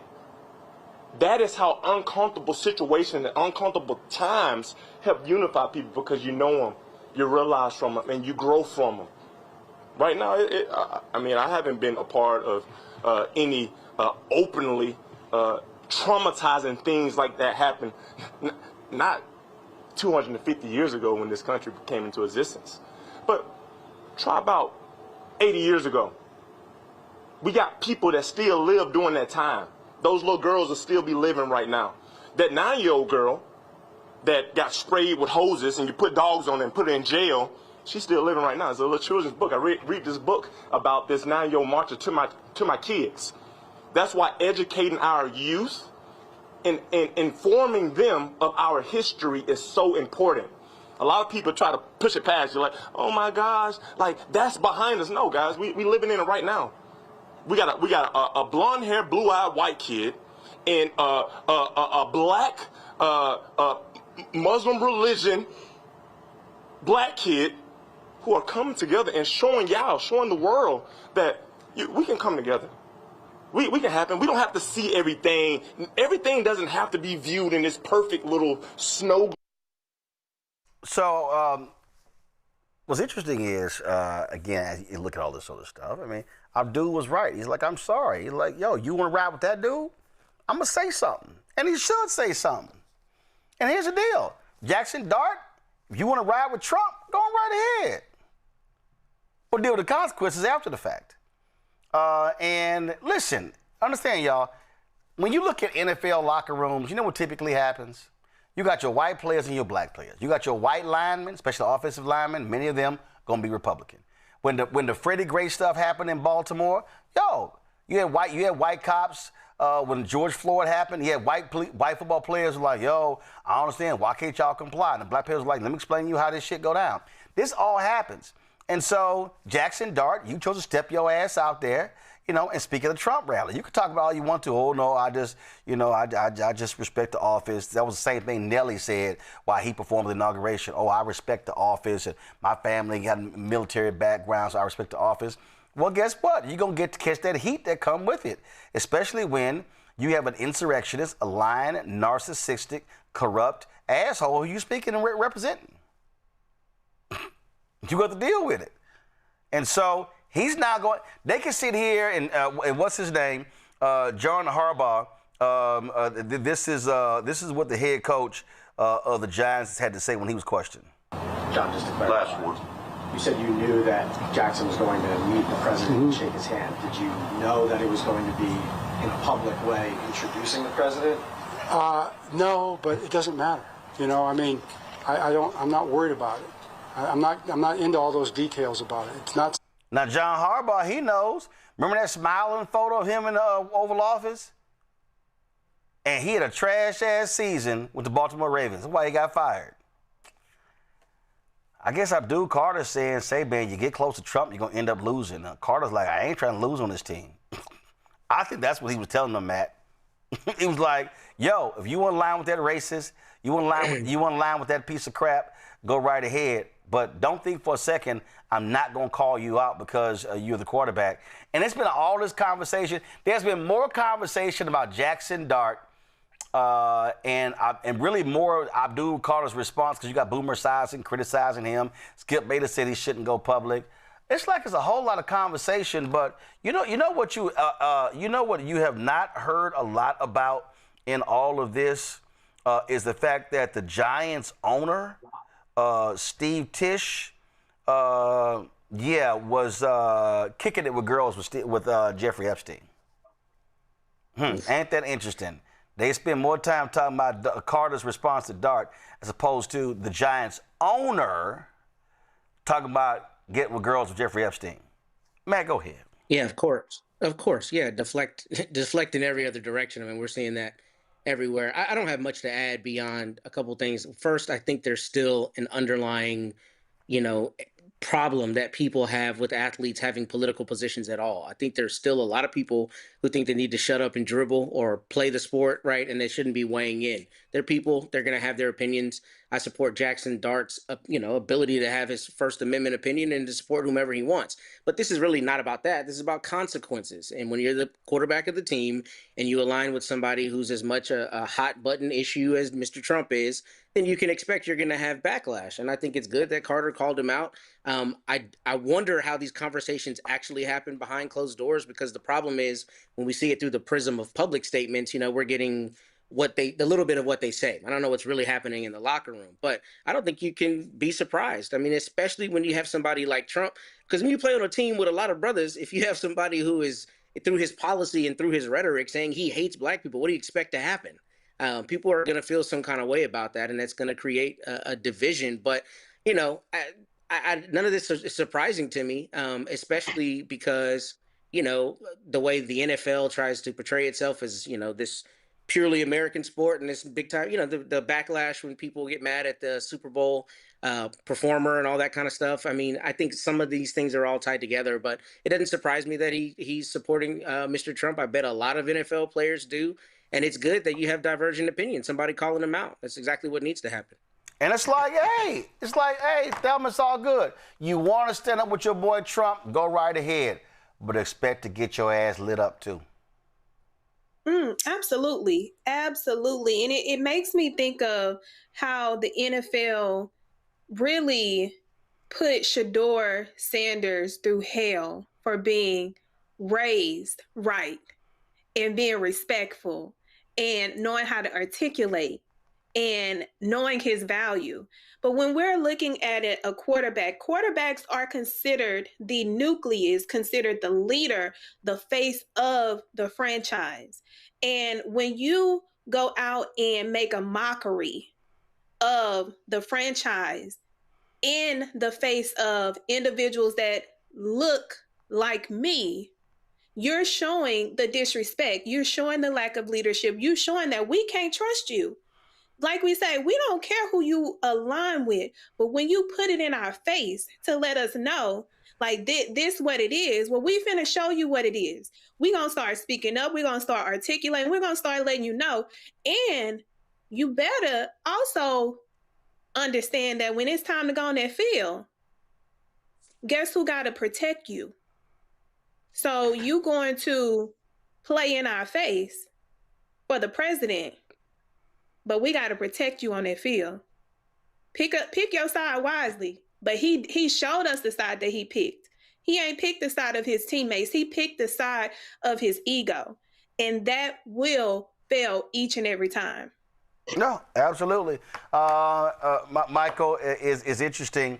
Again, seeing this reaction, and again, folks are all upset and they mad. It's like, well, double standard. What would happen if the quarterback went out and introduced Obama? Well, Obama wasn't corrupt, wasn't a sexual predator, and wasn't a convicted felon. And And Obama didn't incite an insurrection either and sent domestic terrorists to the U.S. Capitol and then gave a pardon to 1,500 of them. You know, so, Roland, you know, the NFL is between 53% to about 63% black, depending upon which season. It varies from season to season. I'm sorry. That's on the field. That is not that is not in the executive suite or the owner's suite. But go ahead. No, I'm at the field. I'm at the field because they keep us playing in the field because we were in cotton fields. I'm talking about the field. Okay, so so then when you have a display like this, right, and you have Jackson Dart introducing Trump, but then trying to defend it and say, you know, he had family members that served in the military. Trump doesn't respect the military, and none of Trump's family members ever served in the military. Okay. And then he talks about he respects the position. Donald Trump doesn't respect the position. But this reminds me of the day after the 2024 election, when a lot of African Americans went back to work and we were looking at white people at work and wondering which one of you people, I'm about to call them something else. Which one of y'all voted for Trump? I think a lot of these brothers on this team are gonna sit back if they don't know exactly who voted for Trump. They're like, okay, so you support this? What's going on? This is the most anti-black administration we have seen in decades. Oh, even worse than the Reagan administration. And you sitting up here supporting this? I think it's going to cause a lot of brothers to like rethink, okay, who are we surrounding ourselves with? Who are we on this team with? This is a deeper conversation. Now, it sounds like Jackson Dart and Abdul Carter, you know, have, you know, put the disagreement aside and, you know, we'll continue to work together. But this is something deep right here. Yep. Because you're going to be silent while all this devastation takes place. Yeah, and the attack on African Americans, attack on DEI, things of this nature. So we'll see how this plays out. Yep. Well, bottom line is, Jackson, you got to suck it up. All right, y'all. Let's talk entertainment. Donald Trump, just so y'all know, that was a bipartisan, nonpartisan commission that was set up to lead this big celebration of the country's 250th anniversary. Well, Donald Trump was like, you know what? The hell with y'all. I'm doing my own committee. So that's where this Great American State Fair idea came from. So it's supposed to take place on July 4th. You also know he's got his wife beater Dana White in the UFC coming to the White House for a UFC fight on June 14th. What's crazy is they're trying to order military members to attend this thing. They have height and weight requirements, and they're mandating they actually pay for their tickets. I'd be like, deuces to y'all. But anyway, so this was the flyer that was put out for the Freedom 250 Great American State Fair.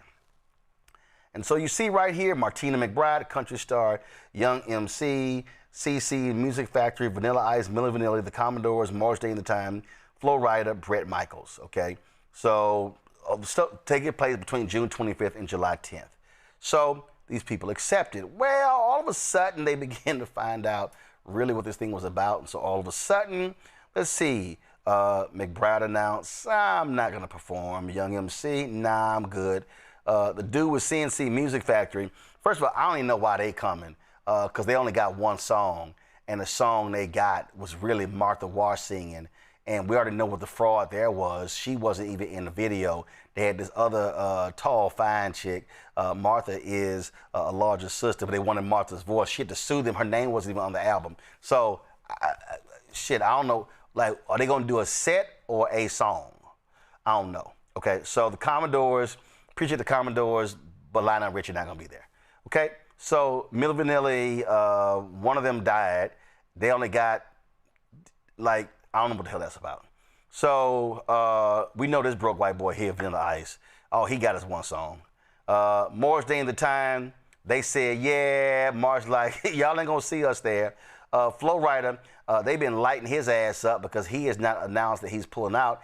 Even Bret Michaels was like, yeah, I'm not sure about safety for my fans, so I'm out as well. So now they are blasting them. Now they're blasting them. They're trashing all of them. In fact, Martina McBride is catching lots of hell from the country people You look at this right here. Fans shred country star Martina McBride after she caves to mob and bails on Great American State Fair. Well, y'all, it was, no, they were like, we were out. She actually released a statement on this very thing here because she and others were like, yo, we thought this was a nonpartisan thing, and this thing is really being positioned as a Donald Trump celebration. And so she posted this statement. I would like to talk to you and clear the air. I will not be performing at the Great American State Fair on June 25th. I was presented with an opportunity to perform at a nonpartisan event, but that turned out to be misleading. I asked a lot of questions and was assured that this was a nonpartisan event that was meant to celebrate all 50 states. In my mind, I thought this was a great way to celebrate the states and also bring people together in the way that only music can. I saw it as just a bigger version of so many state fairs I have performed at over the years, celebrating community and what makes each state special. Sounds fun, right? Wholesome even. Yesterday, things started changing, and what we were told is, in fact, not what is happening. I spent my entire career singing songs about real people with real issues. I've been blessed with the opportunity to be a voice for those who have felt like they didn't have one. It greatly upsets me. Any fan who has been moved by my music may now feel like I'm abandoning the meaning behind those songs. I assure you that that is not the case. I appreciate every single fan who has reached out. I hope to get back to the D.C. area very soon. Well, now they pissed off at her. And y'all know how them white folks are with country music. Hell, they still mad at the Dixie Chicks when the comments that they made. But the thing here is, again, it was presented. People thought it was this one commission when it was Trump's commission. And frankly, Thelma, if I'm one of these artists, hell no, I'm not going to nothing that's going to be a Trump party. And so they damn sure right. Now the question is, now remember that Kid Rock, festival you're supposed to put on? Then they found out really that wasn't but a big joke as well. And artist after artist began to pull out. Remember they had that flyer, Ludacris' name was on it. And then he was like, yeah, we out. Matter of fact, somebody put out this here. This is the flyer. All the artists, so these are all the artists that have canceled from this old event. So of the 9 artists, the only 2 that have yet to cancel, Vanilla Ice said he is going to perform, and Flo Rida ain't said nothing, but is now just 2 of the 9 left. But again, so remember that. So I remember that Kid Rock rocked the country deal, which was hilarious. If I can find that flyer, they had all these names on it, and they dropped out one by one, by one, and they finally was like, "Dog, just go ahead and cancel this whole damn thing, because that shit ain't gonna happen." What is hilarious about this whole thing is, my question is the artist. So what did they sell y'all?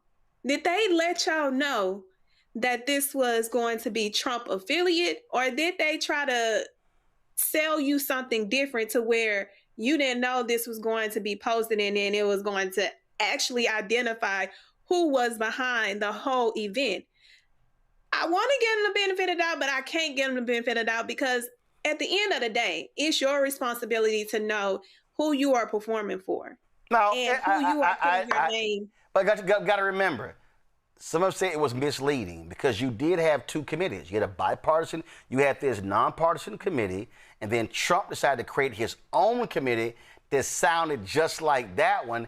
And when they reach out to talent agents and booking agents or whatever, if they hear, hey, a celebration in Washington, D.C. of the nation's 250th anniversary, here's what it is, and you see the name, you're not even realizing that Trump just subverted the actual committee that was set up years ago to plan for this, to decide to do his own thing.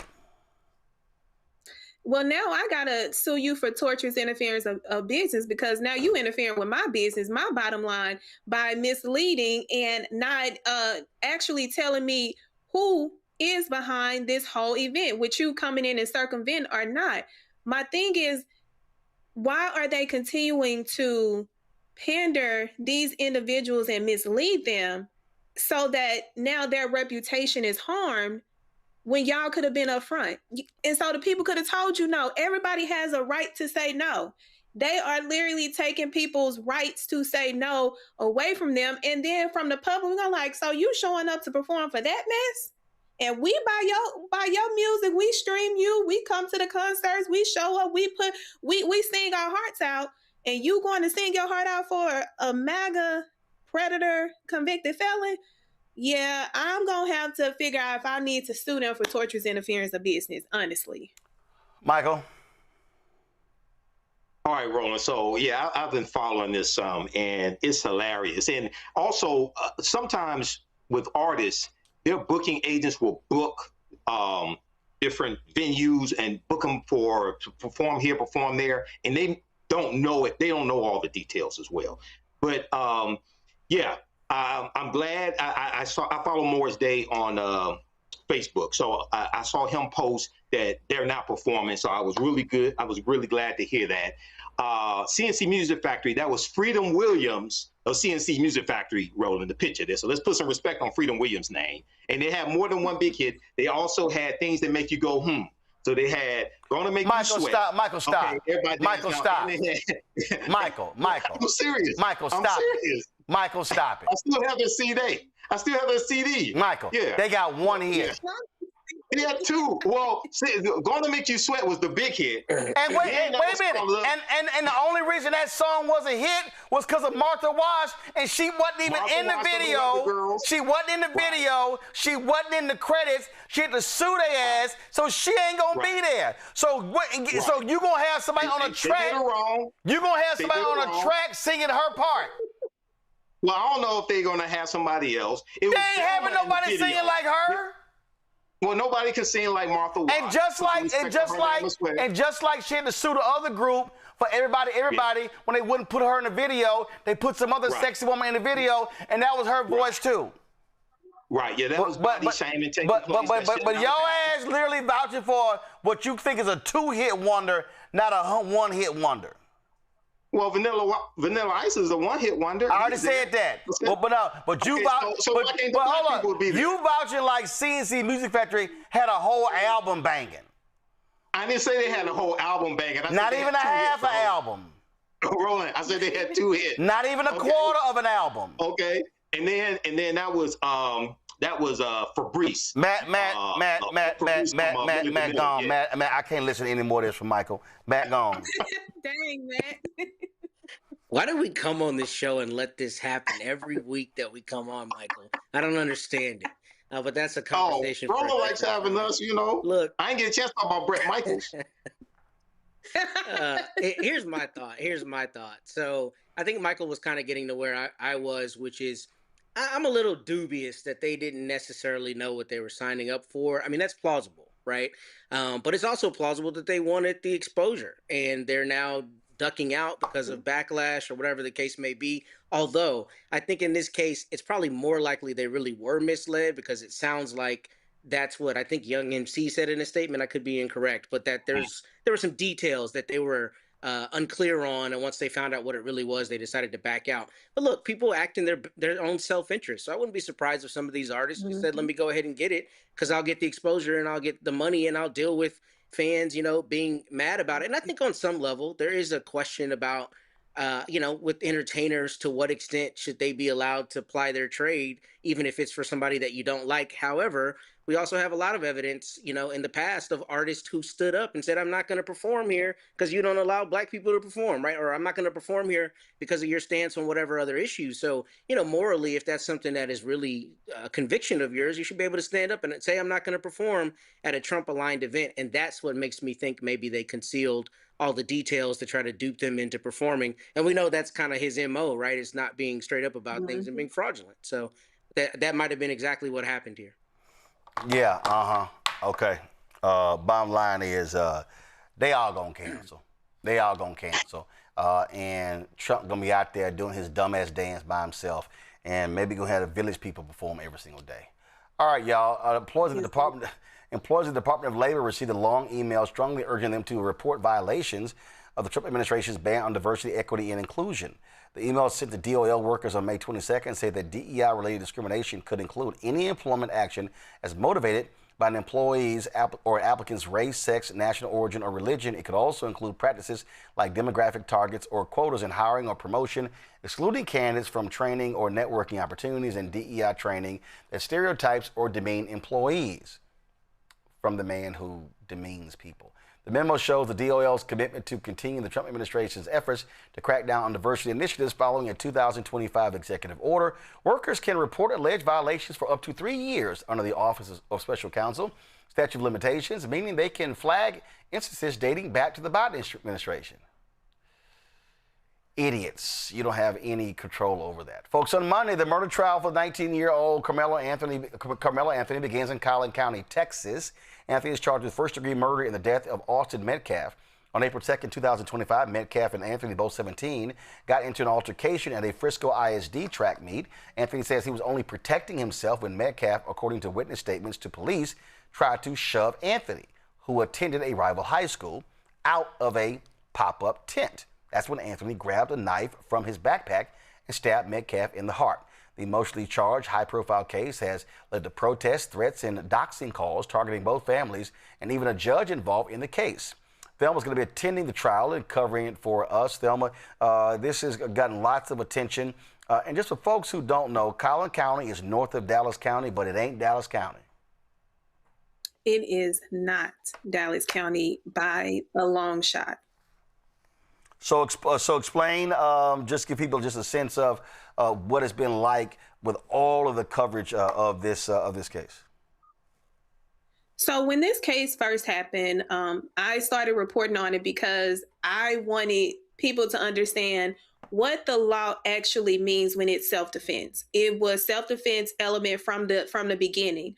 So covering the story, it has become one of the most toxic environments because it became race related and not so much on the African American side. It immediately became a MAGA infused racial tone. And I can identify the people who started, but that's not the point. The point is this case should be tried in the court where jurors have the ability to hear the evidence and make a determination on the law. But because it's been so fueled, we have now to think, okay, is the jury pool being tainted because of race? And that's when it comes to Collin County. Collin County is one of the counties that if you get in trouble in Collin County, you better hope that God sent all his disciples down, because especially if you're a person of color. But covering it, I can even attest to me receiving phone calls of threats because I covered it. But I ain't never scared, especially when it comes to my people, because self-defense is such a hard element for people to grasp.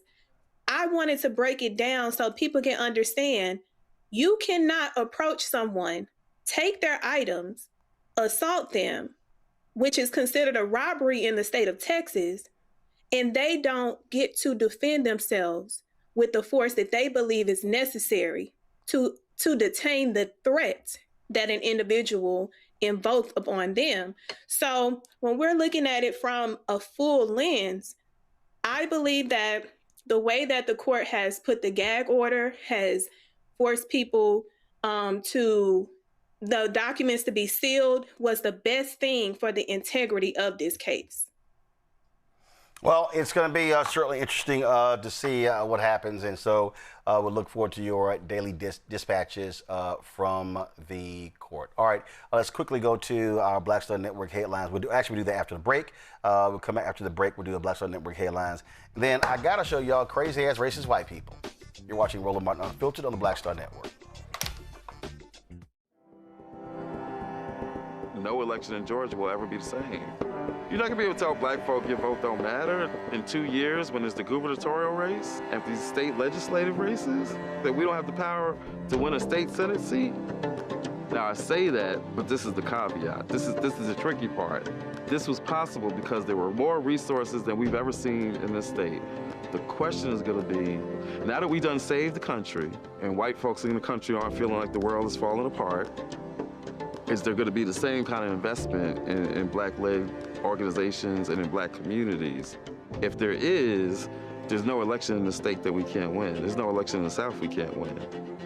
We'll still be motivated. We still will have learned lessons. Black folks still going to be amped. But at the end of the day, it's not sustainable. We can't really count on external funding long term. Independent politics requires independent money. When we can combine that kind of economic power with the political power, now we're talking. That's nation building. That's what we're trying to get to.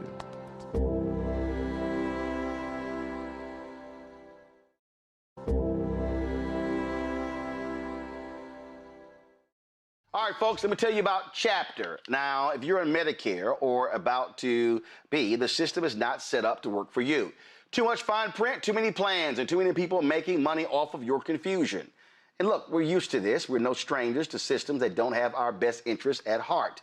But we don't have to accept it when it comes to Medicare. That's why I'm telling you about Chapter. Their advisors are independent and honest. In fact, they're the only Medicare advisors that compare every plan nationwide. And they're focused on one thing: what works for you. If there's a better plan out there, they'll find it. If you're already in the right one, they'll tell you that too. There are no games. Just last year, people who switched with Chapter saved an average of $1,100. It's 20 minutes and a real person. It's completely free. My parents actually have already called. My mom sent me a text. Folks, give Chapter a call at 724-264-8281, 724-264-8281, and connect with someone you can trust. Folks, these are the kind of services that we need for our audience here at Roland Martin Unfiltered and the Black Star Network. So call Chapter right now, 724-264-8281. Hi, I'm Swing Cash, Basketball Hall of Famer, and you're watching Black Star Network. All right, folks, time for Black Star Network headlines with Brittany Noble. A pregnant woman and her 4-year-old from Ghana, who have been detained for more than a week at a Washington, D.C. airport, will be heading back home. 38-year-old Annabella Geisy and her son arrived at Dulles International Airport May 19th with a valid tourist visa to seek medical treatment for her son's deformed hands. U.S. District Judge Liana Burkima told the government that the pregnant woman who came to the United States for a medical appointment for her child must be released from the hold room at the airport before the end of the day. She brought her son to the U.S. in 2024 to see a specialist for physical abnormalities. The ICE agent accused of shooting a Venezuelan immigrant during Minnesota's controversial Operation Metro Surge was arrested in Texas today. The Department of Homeland Security general agents and Texas Rangers arrested 52-year-old Christian Castro. Castro is charged with 4 counts of second-degree assault and 1 count of falsely reporting a crime for the January 14th incident. Authorities say he charged through the front door of 24-year-old Julio Cesar Sosa Solis's home, shooting him in the leg as they were searching for 26-year-old Alfredo Alejandro Aljorna. Castro lied about what happened, saying that Sosa Solis attacked federal agents with a shovel and a broomstick. Investigators later determined that the account was false and that federal prosecutors dropped the case against Sosa Solis. The former superintendent for Iowa's largest school district was sentenced to 2 years in prison today. ICE arrested the former leader of the Des Moines Public School District, Ian Roberts, in September. Roberts pleaded guilty in January to falsely claiming to be a U.S. citizen and illegally possessing firearms. Prosecutors say Roberts knowingly lacked employment authorization during his nearly 2-decade career in urban education and submitted a counterfeit Social Security card to get the job. In the courtroom, Roberts wiped away tears and told U.S. District Judge Rebecca Goodgame Ebinger that he regretted what he did. Roberts' attorney said that they expect that he will be deported to his native home in Guyana, South America, after he serves his sentence. Well, the Bureau of Engraving and Printing may print a commemorative $250 bill featuring President Donald Trump to mark the country's 250th anniversary. A Treasury Department spokesperson confirmed the plans in a statement, saying it was conducting appropriate planning and due diligence in response to active legislation. South Carolina Republican Representative Joe Wilson introduced that legislation. The design features a stern portrait of Trump with the flag's colors, the 250 logo, and the president's signature. U.S. law generally prohibits living people from appearing on currency, meaning any exception would have to be authorized by Congress. Black triplets, who doctors once said might never survive, are now proud HBCU graduates. Gabrielle, Nathaniel, and Janelle Morency were born prematurely at 30 weeks. Doctors warned their parents that carrying triplets made the pregnancy high risk. They recommended reducing the pregnancy to increase the chances of survival.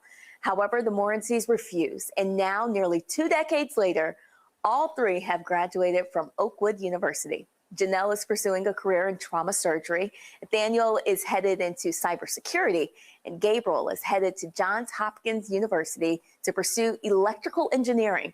Their parents say they feel blessed and grateful for what they describe as a God-given gift. All right, Brittany, thanks a lot. Be sure to watch The Breakdown of Brittany Noble every day, noon Eastern on the Black Star Network. Every day, noon Eastern on the Black Star Network. All right, y'all, it's another day. And racist white folk will do what racist white folks do. In Tennessee, this white hooligan got caught on camera repeatedly using the N-word while boasting about being in Tennessee.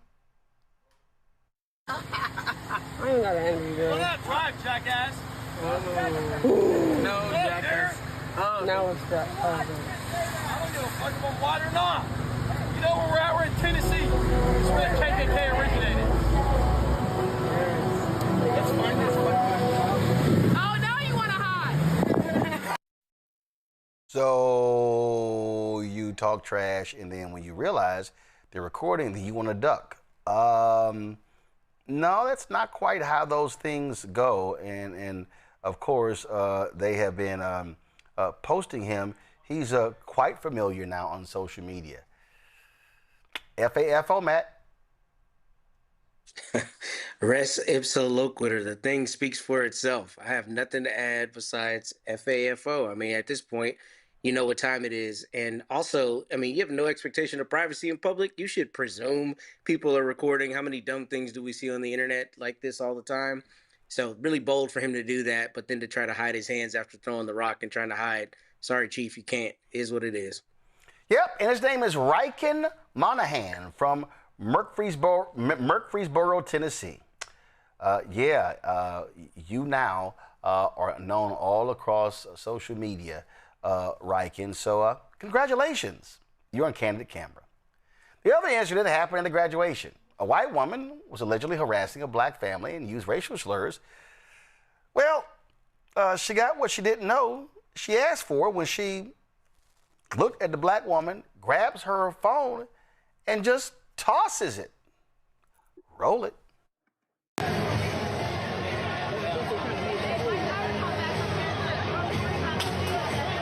who throwing? Oh! Make it count, baby. Make it count.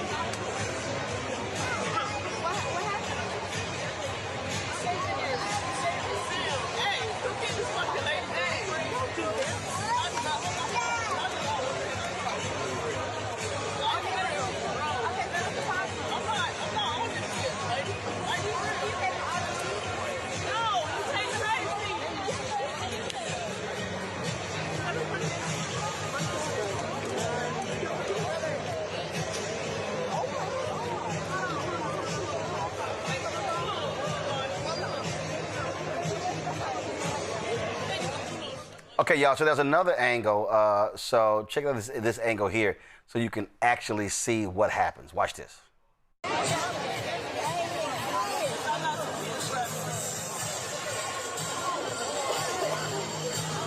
you fucking... Wow. Oh! Fucking going to jail. Okay, all right. Before I go to my panel, I got to go ahead and do this. This is a public service announcement. No, keep panel up. This is really a public service announcement. All of you, when you're capturing these things in video, can you do me a favor? Can y'all please stop shooting vertical? See, pull the video back up, Henry. See, the problem is when y'all shoot this way, this is what we get, the black bars on the left and the right. So it's narrow, okay? That's a problem. So do me a favor. If you're gonna shoot somebody getting their ass whooped, I would like for y'all to shoot horizontal or landscape. Now, let me show you, okay? Also, here's the other tip right here, okay? If you're gonna shoot video, can y'all do me a favor and not screw up the actual action? Okay, Henry, roll the video. Y'all can see what I'm talking about. Audio, audio. Give me audio. Are you fucking... Wow. Okay, all right. Okay, so whoever shot, I don't understand why you pointed the camera down. You missed the punch. Okay, you missed the punch. Okay, you you missed the punch. I mean, you missed. We call that missing the money shot. Okay, we call that missing the money shot. All right. Reminded me when we went in Cincinnati at the Cincinnati Music Festival, and I go on. Snoop Dogg calls me out to go on stage, and we dancing, and Antoine is shooting, and he actually misses the money shot, and I'm like, dude, how did you miss the shot? That's why you're here. Okay, so do me a favor. And also, here's the other thing. Y'all got too much headroom, okay? Y'all got too much headroom, all right? I mean, I'm just saying, all right? You're cutting the head off. So if you're going to shoot video, I need you to have a little bit more space up top. So that's give us some headroom. I need you to keep the camera steady. I'm just going to show y'all an easy trick, okay? So don't hold the phone like this. So what you do is you take these two middle fingers and you place them on the back of the phone. This is also how you take selfies. And you put that index finger, that pinky finger below, and put that index finger on top. And then what you do is you don't have your phone deep into your palm. What you do is you put it right there in that little nook right there. And then that's how you now are able to control your video. Now you can sit here, and guess what? I can shoot right-handed. I can flip this sucker. I can shoot left-handed. Nope, Thelma, you're doing it wrong. You're absolutely doing it wrong, Thelma. That's just totally wrong, okay? So I'm just saying, because that way, when y'all catch somebody getting scored, Michael, you're doing it wrong too. When you catch somebody getting scored on, you can actually shoot all of the video. We can't see the dipping down, you missed the punch, all of that. But let's get back to it. Bottom line here, these white folks act a fool. They show their racism. Thelma, you a lawyer, okay? And people are commenting and say, because actually when the video, somebody said, oh, y'all going to jail. And the person's like, no, we didn't go to jail. We stayed for the graduation. But when a white woman grabbed her phone off of her body and tossed it, she was committing assault, and the black woman defended herself. That's absolutely correct. That is considered offensive contact.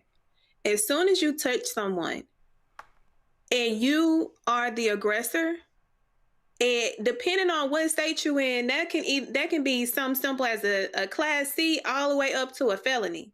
Now, she better be glad that's all that black woman did. See, I know that black woman held some composure, because if they was outside in that street, in that open field, it would have been up and stuck with her.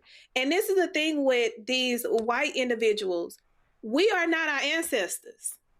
And in regards to what we gonna make you taste our ancestors. So if you want to nuck like the Negro spiritual in Atlanta, we will buck back. And this is an example. Don't nuck if you can't buck. And we know these white people are soft as the pillow cushion because they want to talk more than they use their hands. But when we use ours, then they want to be like, oh, I'm gonna press charges. No, you the one that's going to jail, honey, because we let you talk, we let you react, and we respond.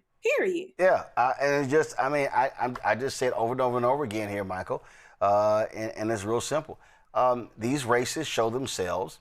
Donald Trump has emboldened these folks, and in a lot of these cases, they're getting their asses whooped. To continue to happen. So, yeah, a lot of them get out here with this false courage, and they run up on the wrong person, mess around, find out.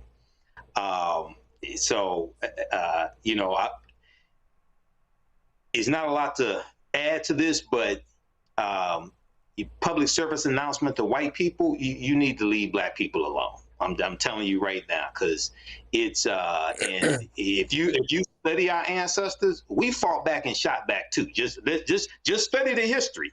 Read the book, This Nonviolent Stuff That Gets You Killed, How Guns Made the Civil Rights Movement Possible by Professor Charles E. Cobb Jr. You've interviewed Professor Charles E. Cobb Jr., Roland, on your show, News One Now with Roland Martin, and you had him on your radio show. So y'all gonna mess around and run up on the wrong person, and this is what's gonna happen to you. And all I'm simply saying is, every time that happens, and it gets captured, we're gonna show y'all. But please, do me a favor, stop shooting videos vertical. Okay, it's getting on my damn nerves. I learned some. Okay, please do not shoot vertical. Vertical is 9:16. Okay. Mm-hmm. Television is 16:9. Right. This is 9:16. This is 16:9. You should always shoot video. And if you're gonna shoot video this way, Matt, grab your phone, please. Do you know how to do this? No, I'm definitely not doing that. No, Matt, I don't even want to hear it. I don't want to hear it. Matt, do you know how to do this? Nope. I will die on this hill, but you're right. Matt, you're right. Matt, you don't know how to do this? Video, but I'm not doing it. Matt, I do know how to do it. You know how to do but this? I'm not finna do it so you can come up with some crazy, Matt, you ain't right. No, I'm not. No, I'm just simply, I'm instructing, I'm simply instructing everybody on the panel. And first of all, here's the other deal. Henry, play that video again. Play the video again. Okay?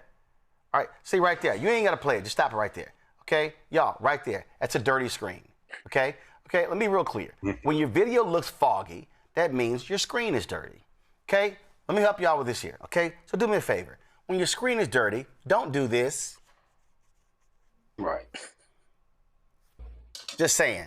Don't, that's a smudge. Don't do that. So you should properly clean your lens, front and back. But if you're gonna be shooting your back of the camera, shoot in the back. So there you go. You do it this way. And so go ahead, Thelma, hold your phone up.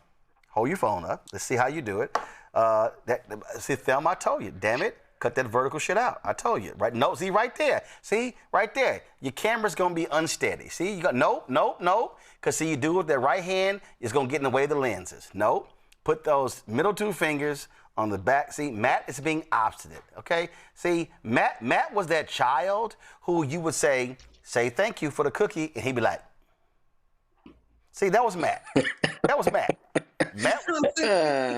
Matt was like my twin niece Raquel, who refused to say thank you. No. And she looked at me like she refused to do it, but her twin sister Rachel was like, thank you, because Rachel wanted that cookie. See, the thing is, you can't leave well enough alone, because I already told you I agree with you how to shoot it. And see right here, okay? So then Michael think he's being, you know, he think he's being fancy by holding a portable tripod. But see, the reality is you're not always gonna have that. So learn how to shoot this way. And last thing, do me a favor, turn on the function on your phone that shows the lines, so that way your ass ain't shooting crooked. Okay, all right. That's the last of this class I'm giving today. It just drives me crazy every time I see a 16:9 video. It just drives me crazy. I just can't stand it. I can't stand it. It just gets on my nerves. It gets on my nerves. It just does. Okay. I think that's it. Oh, nope. That's not it. Before we go, show the photo, please. I got a text today, y'all. Got a text from Enid Dockett. And Enid Dockett sent me a text, and she said, hope you're well. Yes, paid subscriber still. My mom in Ohio, a loyal you watcher, passed a few weeks ago. By the way, she was 99. Enid had sent me a photo on January 22nd saying her mom had turned 99 this week. Her mom was a huge supporter of this show. She watched me, and she was a paid subscriber. And so certainly condolences to Enid and her mom. Her mom's name was Georgia Dockett. Her name was Georgia Dockett. She was from Rome, Georgia. She passed away at the age of 99 a few weeks ago. She watched this show. She supported this show. I certainly appreciate it. And I say that because when we travel around this country, I meet a lot of our fans, people who support this show. People walk up to me and literally give me money. Somebody put a check in my hand when we were in Montgomery. These things happen all the time, and we appreciate that because support of this show is critical. We don't have millionaires and billionaires cutting checks. I was reading a story in the Daily Wire that's Ben Shapiro's group, and a Texas billionaire gave him almost $5 million to start the Daily Wire. That's what happens. Right-wing media, they're cutting them crazy amounts of checks every single day. And y'all got to understand, black-owned media, listen, folks who don't have jobs, they're laying people off. And I'll tell you right now, Thelma's going to be there. Thelma's a lawyer in Dallas. She's going to be at that trial. I will be shocked, and Thelma's going to let us know, I will be shocked if you have any black-owned media who's going to be at that trial. You're going to have white media. I'm telling you right now. You're going to have local media there. Conservative media is going to be out there. I wouldn't be surprised if these networks out there. And that's the whole thing. We see this all the time. And so those things happen. And this is why we have to support black-owned media, because I'm telling y'all, there are stories that happen all around the country that don't get any coverage, any attention. And that's why it matters. And in fact, when you talk about black-owned media, on Monday, we're going to be simulcasting a film along with Joanne Reed. She's going to be simulcasting this. Pull the graphic up. It's called Love, Joy, and Power. This is the documentary on Black Voters Matter. And it's taking place on Monday. And it's a fascinating documentary. And we talked about it before. And again, this is a perfect example of when you actually can own it. MS Now, ABC, NBC, CBS, CNN, they're not going to be simulcasting this. We are. So we're going to be using this platform to actually simulcast that as well. Also, pull up the Juneteenth. So that's going to be, Juneteenth, of course, is going to be on a Friday. But that weekend, there are going to be events taking place all across the country. The Juneteenth Week of Action. If you go to the website, you see it right there. Freedom Summer 2026, Freedom Summer 2020. Do me a favor, y'all.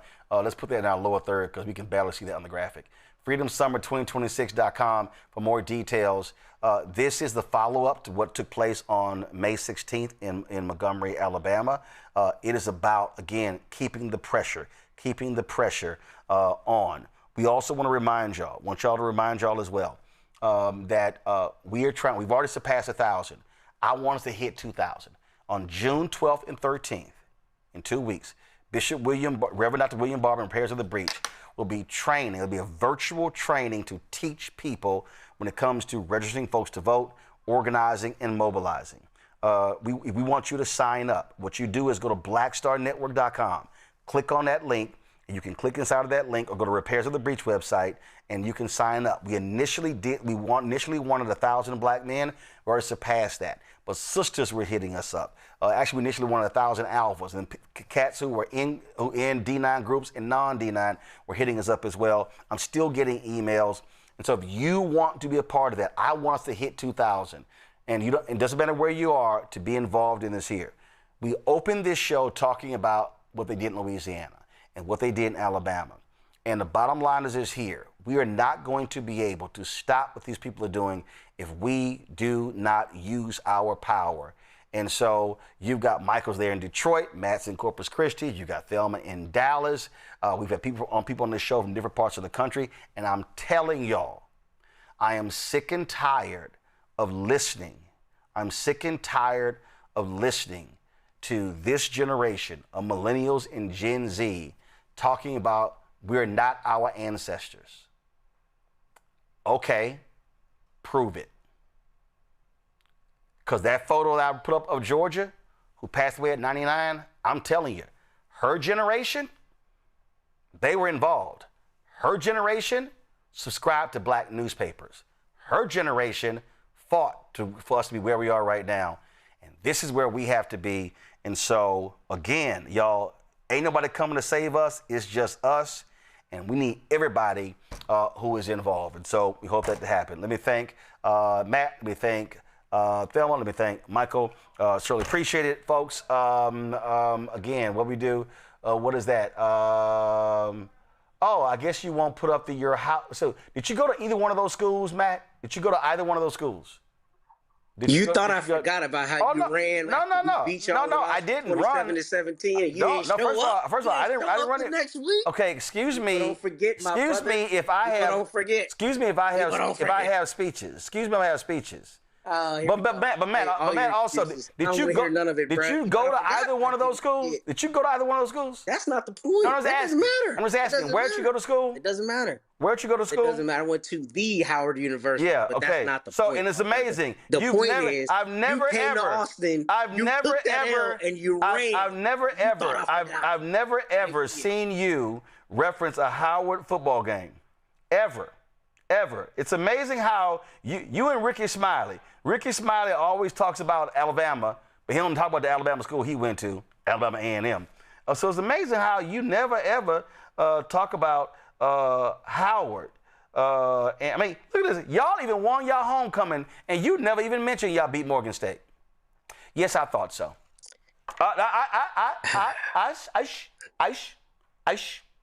I thought so. Your deflection is ineffective, my No, brother. I'm not. No, I'm not. I'm just saying. You never ever brought up Howard. Have more Super Bowl You wins. never ever brought up Howard. You've never ever brought up Howard football. Ever. That's not the point, bro. You want to even bring up the Howard golf team, the Howard basketball team. You barely wore a Howard shirt on this show. Matter of fact, I doubt there's anything in your office right now with Howard on it.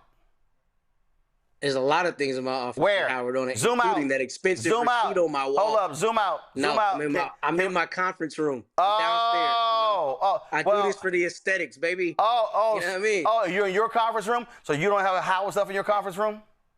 Here's the thing, though, Roland. No, I'm just asking. You still haven't addressed. I'm just asking. Came to Austin, do you have any? Hold up, and I can listen. I can tell you. Matter of fact, I saw a video since you want to go there. Bring it, please. Since you want to go there, Matt. Okay, because I saw a video the other day where that was an award. That was an award that was put together, and that particular award it was an old award, and they brought it back. And I think it was called the Lone Star. I think it was called the Lone Star State Showdown Trophy. And that particular trophy, what it does is it showcases when these teams play each other, and there are a number of sports, and so you get certain points for winning against each other. And I remember seeing that video. And y'all didn't win that trophy. A&M beat y'all in multiple sports, and so the trophy retained with us. So we kicked y'all ass in multiple sports. Yeah, I thought so. And you keep moving the goalposts. I literally saw the video. You show up on your own show, brother? No, actually, because I had a speech. I literally saw the video, and I immediately thought of you. So when I find that video, I'm going to be sure to send that video to you to remind you of who owns you. And while you're here, Matt, do me a favor. While you're here, why don't you go ahead and while you're here, why don't you congratulate the women's national champions in volleyball. Y'all lost in the semifinals, if I remember. But while you're doing that, why don't you also the women's tennis champions while we're here? Okay, we got to go now. You should have checked out when you could. So next time, I think the Russians call this next time, I advise you to rep Howard, the school you actually went to, and not the one your mom and daddy went to. Whatever you got to tell yourself. Have a great weekend. Yeah, I thought so. You took that L and ran. No, I take the L. But your Cowboys took that Texans L. Whoop that ass. All right, y'all. Don't forget, support the work that we do. Join our Bring the Funk fan club, where we cover Black America in a unique way, even when Negroes tout white schools that they never went to. So, if you want to support Roland Martin Unfiltered via Cash App, use Stripe QR code. You see it right here. That's the QR code. If you listen, Matt. Yeah, that's right. That's right. That's right. Oh, yeah. I'm going to be petty. Yes, Matt, I'm going to be petty. I'm going to be petty. Yes, I will be petty. Absolutely. Don't worry about it, Matt. We turn your microphone off. Don't worry about it. Your mic is turned off. I mean, you can keep talking, but we're not going to hear you. All right, y'all want to support via Cash App? Use the Stripe QR code. You see it right here. Go to blackstarnetwork.com. Check some money order. Make it payable to Roland Martin Unfiltered. P.O. Box 57196, Washington, D.C. 2003-7-0196. PayPal's R Martin Unfiltered. Venmo's RM Unfiltered. Zelle, Roland at RolandSMartin.com. Roland at RolandMartinUnfiltered.com. I told y'all this is the blackest show out here. Download the Black Star Network app. Apple phone, Android phone, Apple TV, Android TV, Roku, Amazon Fire TV, Samsung Smart TV. Be sure to get our Roland Martin Unfiltered swag. All you got to do is go to shopblackstarnetwork.com. And speaking of that, support all of the black-owned businesses on shopblackstarnetwork.com. Go to our marketplace, and you can catch that. Get all those goods there. Don't forget also, do me a favor, download the app Fanbase. You can follow me at Roland S. Martin on Fanbase.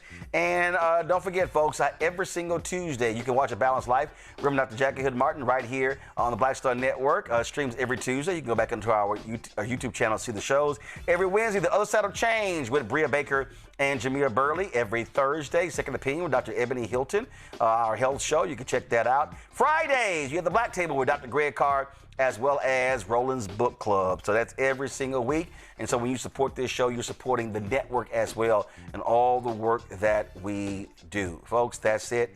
Every Friday, we always run the names of all the folks who donated to our show. More than 47,000 donors since we launched. We always salute every person, whether you gave $1 or whether you gave $30,000. We treat you the same, and we're appreciative of every single dollar. And some of y'all have been inquiring into the chat. I have no idea where I got this from. Somebody gave me this shirt, and this shirt honors black male writers. So I have no idea. Literally, I was somewhere, and somebody wanted me to have this shirt. And so I decided to wear Aggie Maroon today for Matt. And so that's why I'm wearing this shirt. So you see all the names on here: James Weldon Johnson. You see Ralph Ellison, James Baldwin, Langston Hughes, Paul Lawrence Dunbar, and Richard Wright. And yep, that's all the names on here. I think I'm missing somebody. Langston Hughes, James Baldwin. There we go. Ralph Ellison. Yep. So this shirt honors black male writers. So whoever gave it to me, I appreciate it. Thanks a bunch. I'm going to see y'all on Monday. Holla!